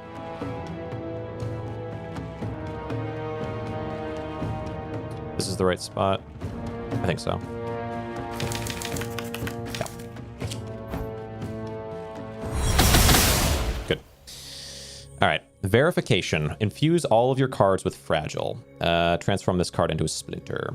Yeah, that'd be cool with the right deck. I don't think it would work here. Probably the splinter. So. Play spread the sigil to all contiguous empty spaces. On spread, deal 10 damage to all enemies. Interesting. That is interesting. On play, spread the sigil to all contiguous empty spaces. Huh. Imagine turning this into a ghost, I suppose, right? All of your cards with fragile. Void Breach. Play, exhaust this card. On board, when you exhaust a card, this sigil gains focus 1. Is that kind of crazy? And did I? Transform this into... Okay. So when I play it, it infuses all of my cards with Fragile. And Fragile happens after Ghost, right? So it'd be fine. There's no negative impact. But then also, I guess, if it has Ghost on it and it is... well, hold on. And it spreads. It doesn't really benefit me for it to be spreaded. On maze. On spread, deal 10 damage. Spread the sigil to all contiguous empty spaces. Infuse all cards with Fragile. And then transform it into Splinter. But then I get the Splinter card, and then I can place the Splinter card, which will spread to all empty spaces. Deals 10 damage to all enemies on spread, but it only spreads the one time. Vitrification? What? Vitrification. What? Oh.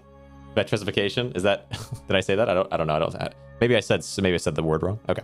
Anyway, Void Breach. Unless what did I miss? Okay, you said verification. Okay, fair enough. Let's see. Void Breach. Exhaust this card. Exhausted cards are removed from your deck for the rest of the encounter. Okay. Interesting. Okay. What does it do? When you exhaust a card, sigil gains focus 1. When you exhaust the card, the sigil gains focus 1. Let's see. Yeah, vitrification. I don't know if I've ever heard the word or read the word vitrification. Verification is a word that's close enough. I don't really know. Vitrify. To vitrify. Think of the word vital. Vital in terms of vit, but it's not even pronounced the same. Yeah, I don't know where that word comes from. Nothing infinite is now damage. When you exhaust a card, the sigil gains focus 1. That's pretty cool. When a card leaves your exhaust pile, deal 5 damage to all enemies. Ooh, that's nice. When it's on the board, and it's an eternal. This sigil gains focus 1. So are we saying what? How does? If it has focus 1, does that mean it does 1 damage? It doesn't do any damage, right? Glasswork chemistry term. Okay, gotcha. That makes sense. I wouldn't know it. Okay, I'll try Void Breach. I can definitely see the damage being done every time that every time I unexhaust a card or every time I exhaust a card? When it leaves it, so every time I unexhaust, so every time I seance, 5 damage to all enemies. It's pretty good. And then we're saying that also...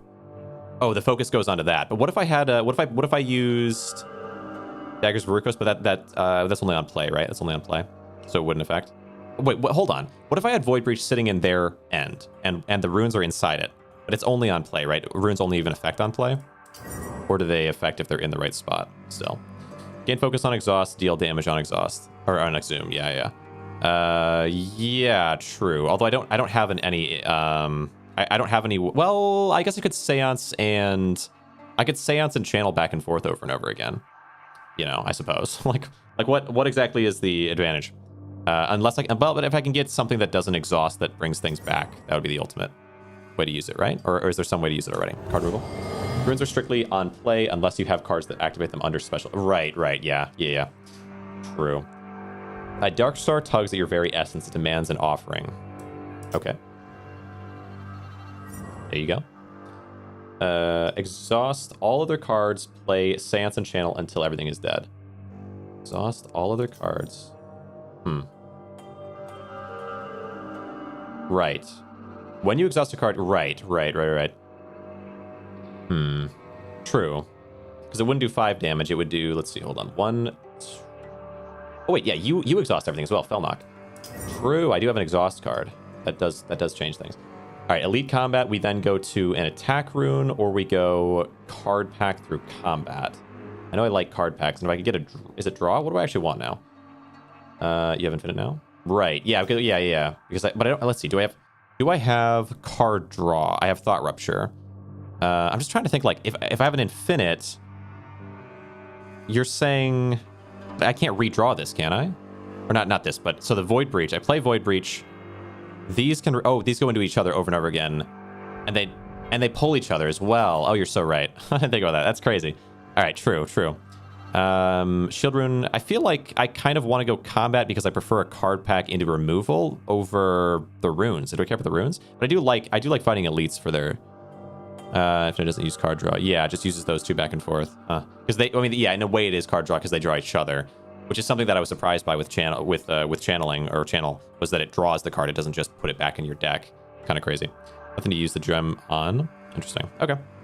Then yeah, we go this way. We go this way. Novice Starbreaker, Ravening. Ravening? Isn't it ravaging?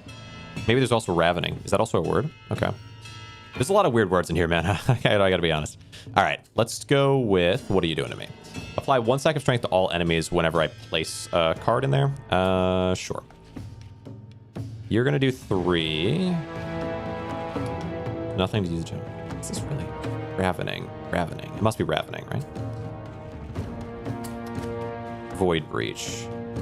Just a card. And you just apply strength. Can I turn 1? So Thought Rupture could get me other Thought Rupture, or it could get me Seance or Channel. So the odds of turn 1 are kind of low. Maybe I just want to wait here or play 1 ward. I probably do slow roll this a little bit. Like ravening in the state of violent hunting for food. Okay, yeah, it is like ravaging. Okay. Oh, ravenous. Oh, great point there. Yeah, ravenous. I guess that, yeah, I want to look at root words. Interesting. Okay. Okay, so yeah, we'll just block this and then hope for a better world in the future. Is that the idea? I do like the idea of drawing the things, but I don't know if the odds of drawing are good enough for me right now. I think if I had 1, I'd try to draw the other, but having 0, odds are low. Like ravens. I suppose, yeah. I suppose it is like ravens. Like ravenous. Okay, we block this. Yeah, it feels fine. Oh, true. Okay.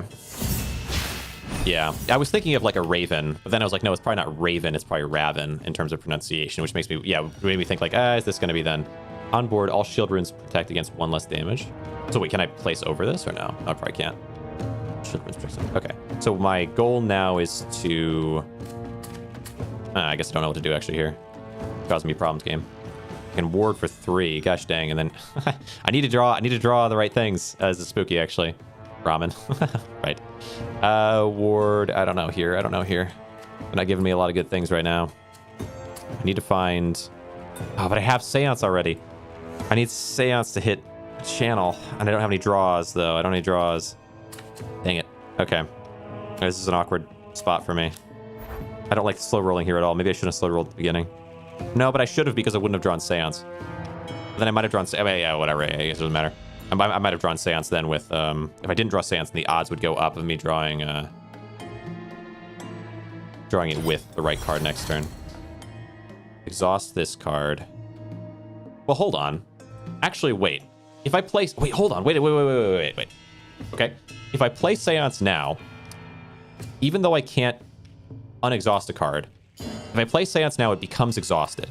And then next turn, if I draw Channel, I can grab Seance using Channel, and then I can grab Channel using Seance. Is that not true? So by using it, I'm guaranteeing it for myself. This is gonna hurt, but it's probably worth it, right? Because as soon as I get... but then the odds of getting them both... But then I'd have to wait until I can get them both with Void Breach. Gosh, dang. Oh, game. The space will be an issue. Yeah, space and time. But yeah, space and Void Breach. So I might not get Void Breach in time. Still, I think it's the only option. This hurts me deep.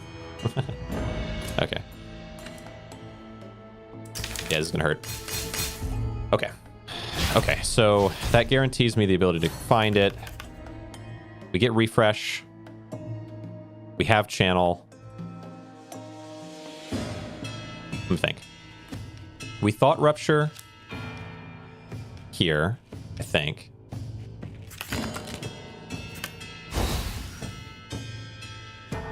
We get our second thought rupture. If I get void breach through thought rupture, I can place it. Otherwise, we refresh.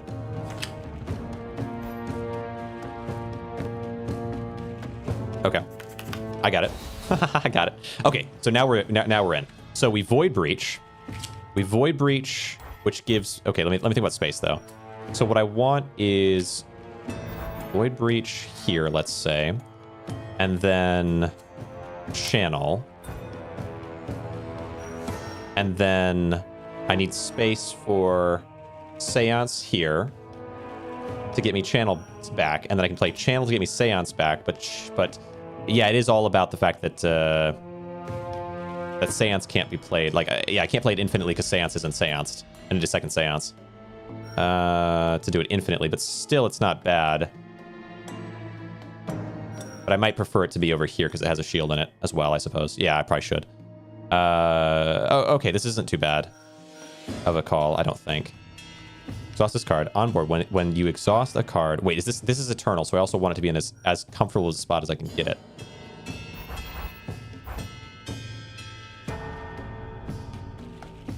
But this is the only spot that it'll work in for this, I think. Unless maybe...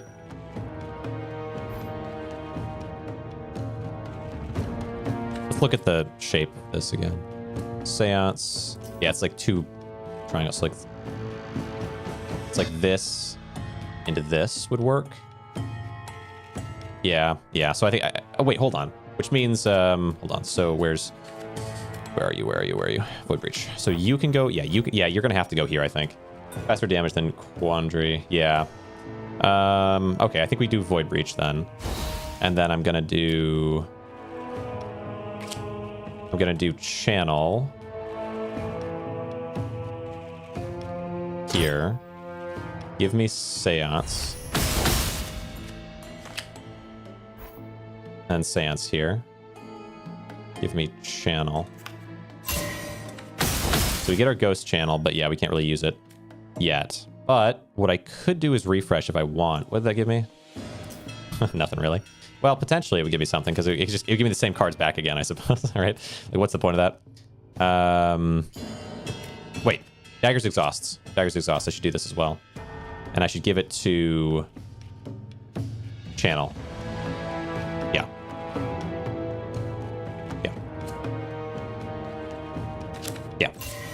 That makes sense. And then we end turn. So we block a little tiny bit of this, but now next turn should be pretty well set, I think. Because I have a lot of draw card options, and then I can also try to... Oh, never mind. This is not good. Gosh dang it, game. Okay. Oh, with two of these as well. Yeah, I'm going to need to push them down soon. Wait, can I kill one?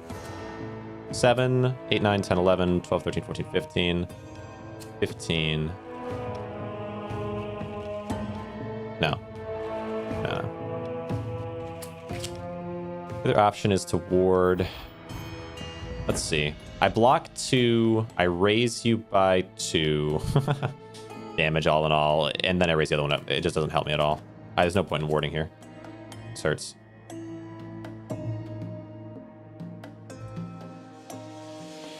There's no point. I might be in trouble.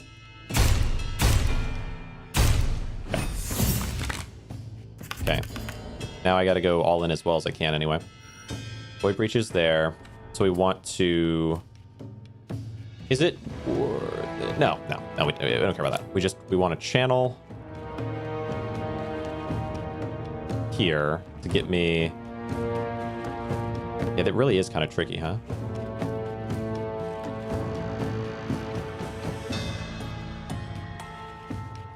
Give me Seance there to give me channel again. It's not really going to be as much as I'd like. But I can hit you enough to kill, maybe. Okay. Give me Seance.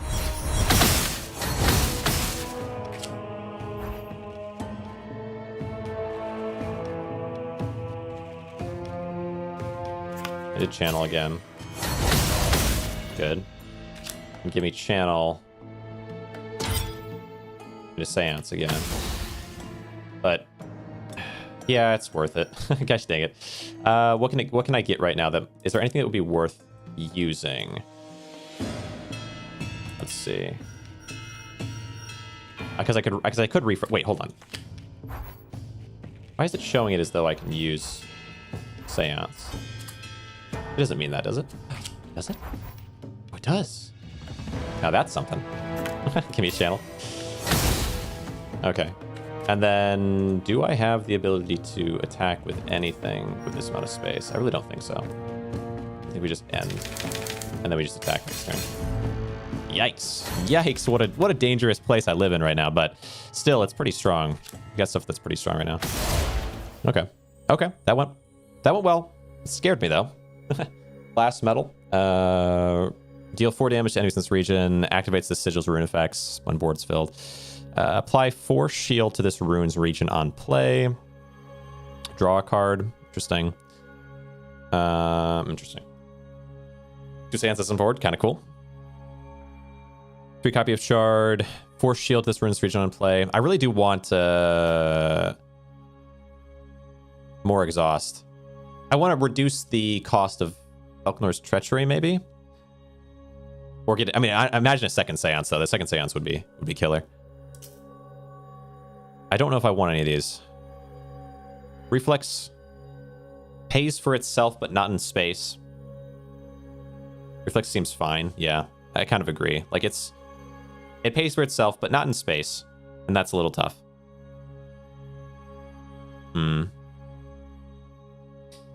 I mean, I guess I like the fragile. I have very little defense.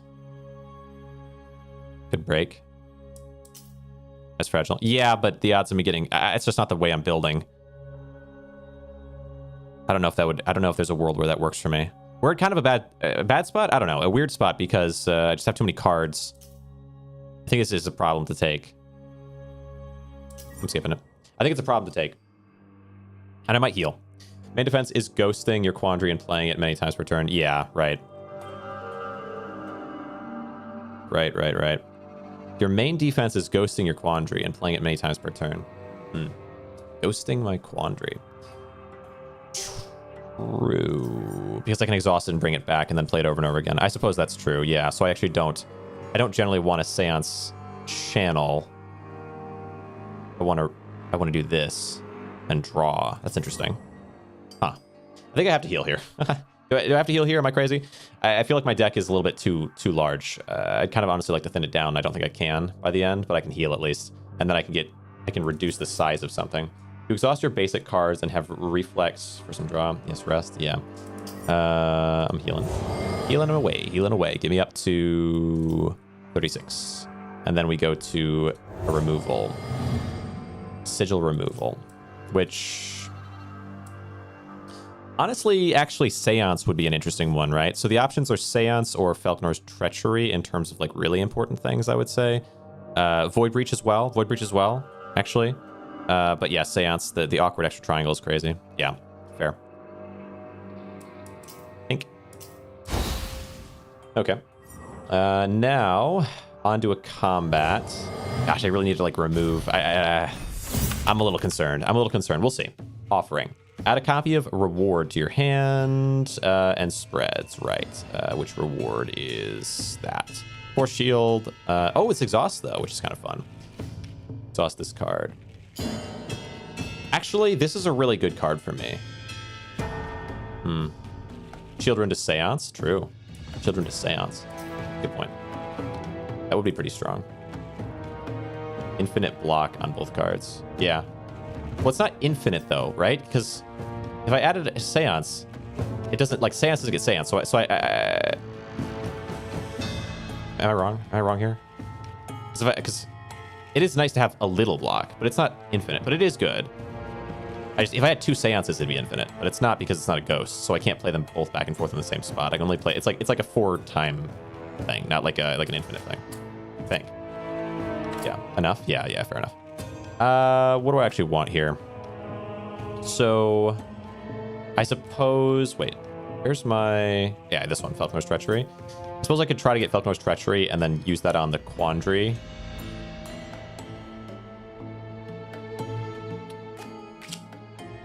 Bust this card. Or I could just ward my mind out.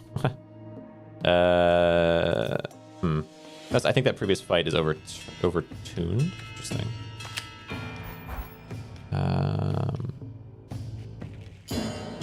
Wait, if I play... oh, if I play it next to this card, it just does that? Oh. Right. Right, I forgot. Yeah, that is tough.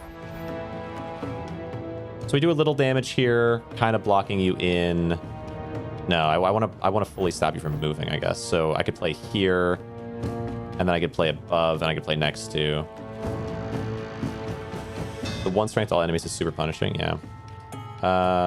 Yeah, I feel like here and here and here. Although, isn't this going to give me...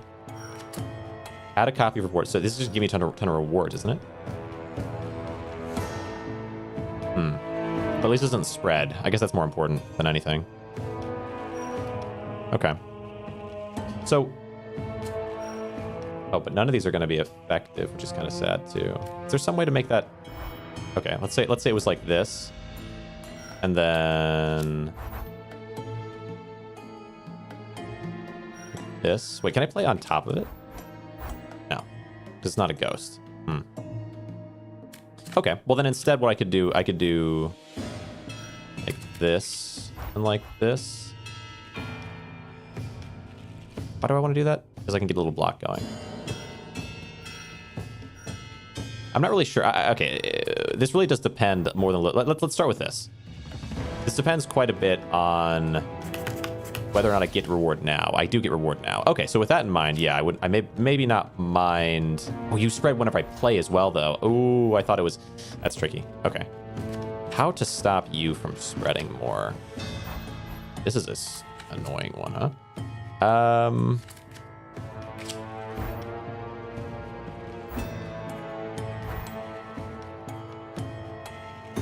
I can let you spread 1 into that. Do a little damage to them. And then I can reward... Or I could Thought Rupture. What would I look for with Thought Rupture? I don't think I'm looking for anything particularly. Let's just reward.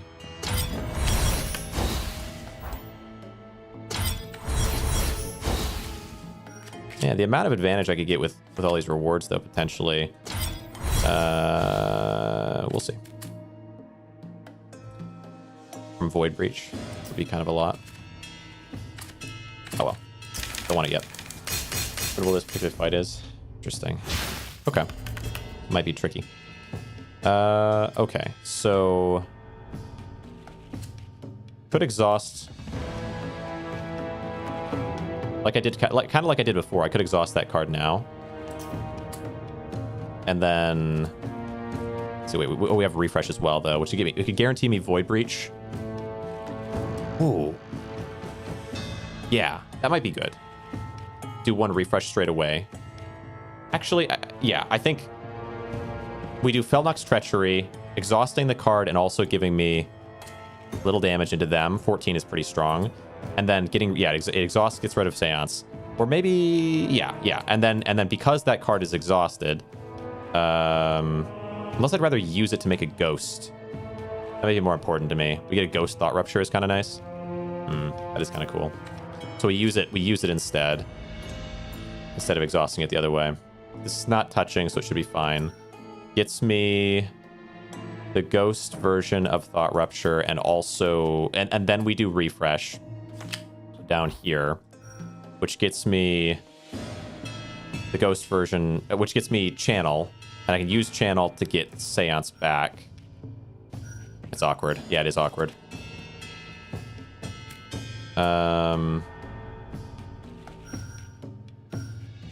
Maybe I would prefer to just... Tricky. I don't know. Actually, I don't think I want Thought Rupture that way.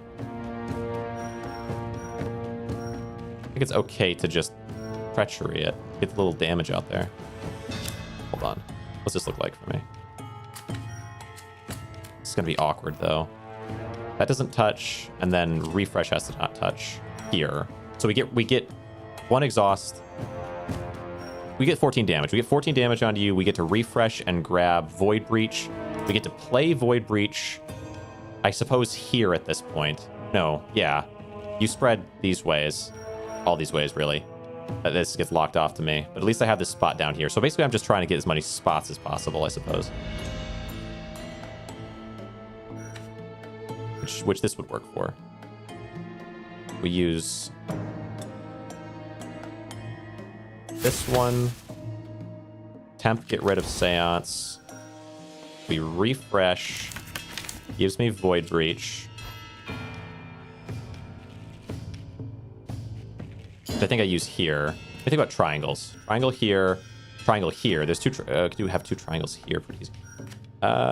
Maybe this triangle is the hard stopper. So then I'm fighting for these triangles up here as well. Top left, yeah. We Void Breach, which stops you here, and then we end turn. Okay, just don't attack me, please. Ah! Yep. Toss the card in your hand. Okay, we get Channel, and with Channel, we grab Seance. So yeah, we can hard stop here. This makes sense, and we get two triangles. So we get Channel. With that, we grab Seance. We Seance Channel. It's a bit awkward for sure. We're not be able to block it as much as I'd like, but we block a little. So we can grab Seance with that. We Seance Channel. So we get a little extra damage onto you, which feels good. And then end turn. This is going to be a tricky one. So we're going to take 6 damage a pop there, 6 by 4. So we'll still have, yeah, basically, yeah, we just have to, yeah, this is tough. This is tough. This is interesting. I can use rewards, though. I think the play here, hold on, what do we have in our hand? Ah, it's tricky. Thought Rupture. We Thought Rupture here to block you off, and then we're going to reward to defend a little of it, which will give us 8. Hold on, Thought Rupture. Reward, but I don't know, reward wouldn't work there. I think I might lose. Oh, wait. Ruko's Quandary. Too big. Would fit here if I could get it. Dang. Okay.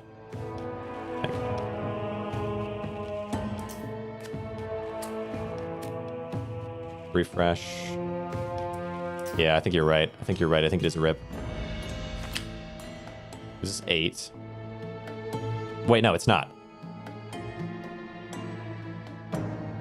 I mean, not yet. It's not yet a rip. Okay.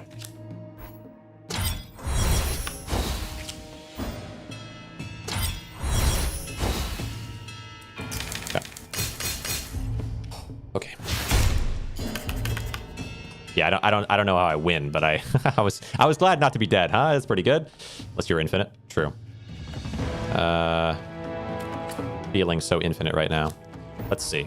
So I can't, well, actually, maybe the play is to start putting things onto other things. We save Quandary because you're not attacking me right now. So we use this to put some attack onto Ruko's Quandary. Because then it's an attack and a defense. That's not too bad. Or we put it onto Shatter because it's smaller. Or to, not onto Ward, though. It couldn't be onto Ward. I think it has to be onto Quandary. And then I can Shatter here.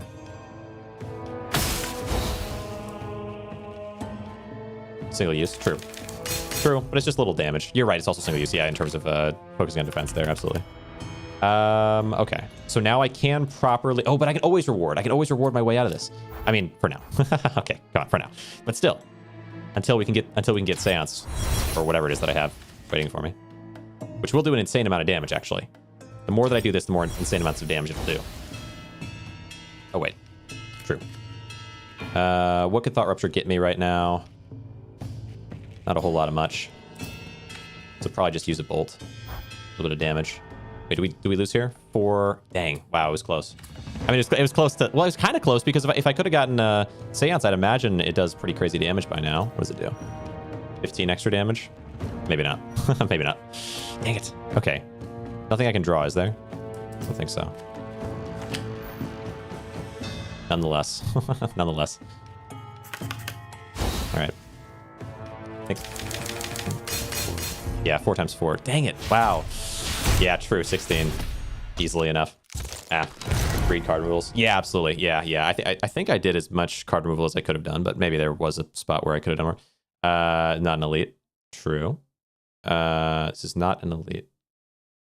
What? I don't know what you're saying paradoxically with that, but I appreciate it. All right, Moon Shard Ritual we get access to. Exhaust this card. Activate the play effects of a card in your exhaust pile as though they were from this sigil. Apocalypse Charm. Deal 15 damage and apply 2 stacks of exposed. Oh, yeah, to Vetras. Yeah. Move a card from your exhaust pile to your hand. Let's see. Hope to get Quandary. Oh yeah, Quandary earlier would have been perfect, but I don't think I could have. I don't think I could have drawn it. Card from your exhaust pile to your hand. Play exhaust this card. Interesting. Exhaust pile to your hand. Yeah, this would have been fine to get. I guess it's just another option of the same stuff. Seance was really the powerhouse there. That could have been something. This then gives me Glass Accumulator. Infuse this card with Focus 5. Deal 9 damage to all enemies. Yeah, the board fill options feel like the way this is designed to be played, but I like the other route that I was going there. Draw a card. All board filled effects of non-hostile sigils occur in extra time. That's pretty crazy. Yeah, without this as an option, I feel like that's such an insane option. But I guess it's like, but yeah, it's like that's an entire build creator. Embrittle. A sigil in play gains fragile. It can be a hostile sigil. Oh, actually, kind of crazy. Draw a card. We're playing as another character, or is there only one? Oh yeah, I was playing as the second character. I'll have to check and see if I can play as character 3. We almost got mastery 4 there, or at least, well, we got almost mastery 4 on both characters really. But there is a third character. I'm gonna ask and see if I can give it a try, because it does look interesting, and I like the changing of the themes, and it feels like from 1 to 2 there's a pretty big difference in concept. So we'll see. But anyway, yeah, I hope you guys have enjoyed this one. I will probably play this game more upcoming at some point here. So look forward to that. That was a lot of content. Yeah. I mean, I think this is the playtest, but I'm sure you could request the access to playtest. That's almost always the case with these types of early games. Anyway, I appreciate you, Puppy Chicken, there popping in at the end there, chatting with me. And I think you were around for a little earlier as well. But in Paradoxical Vetrez, as always, conversation has been fun. Be kind to my time zone, true. But yeah, I'll see you guys in the next one. See you later on.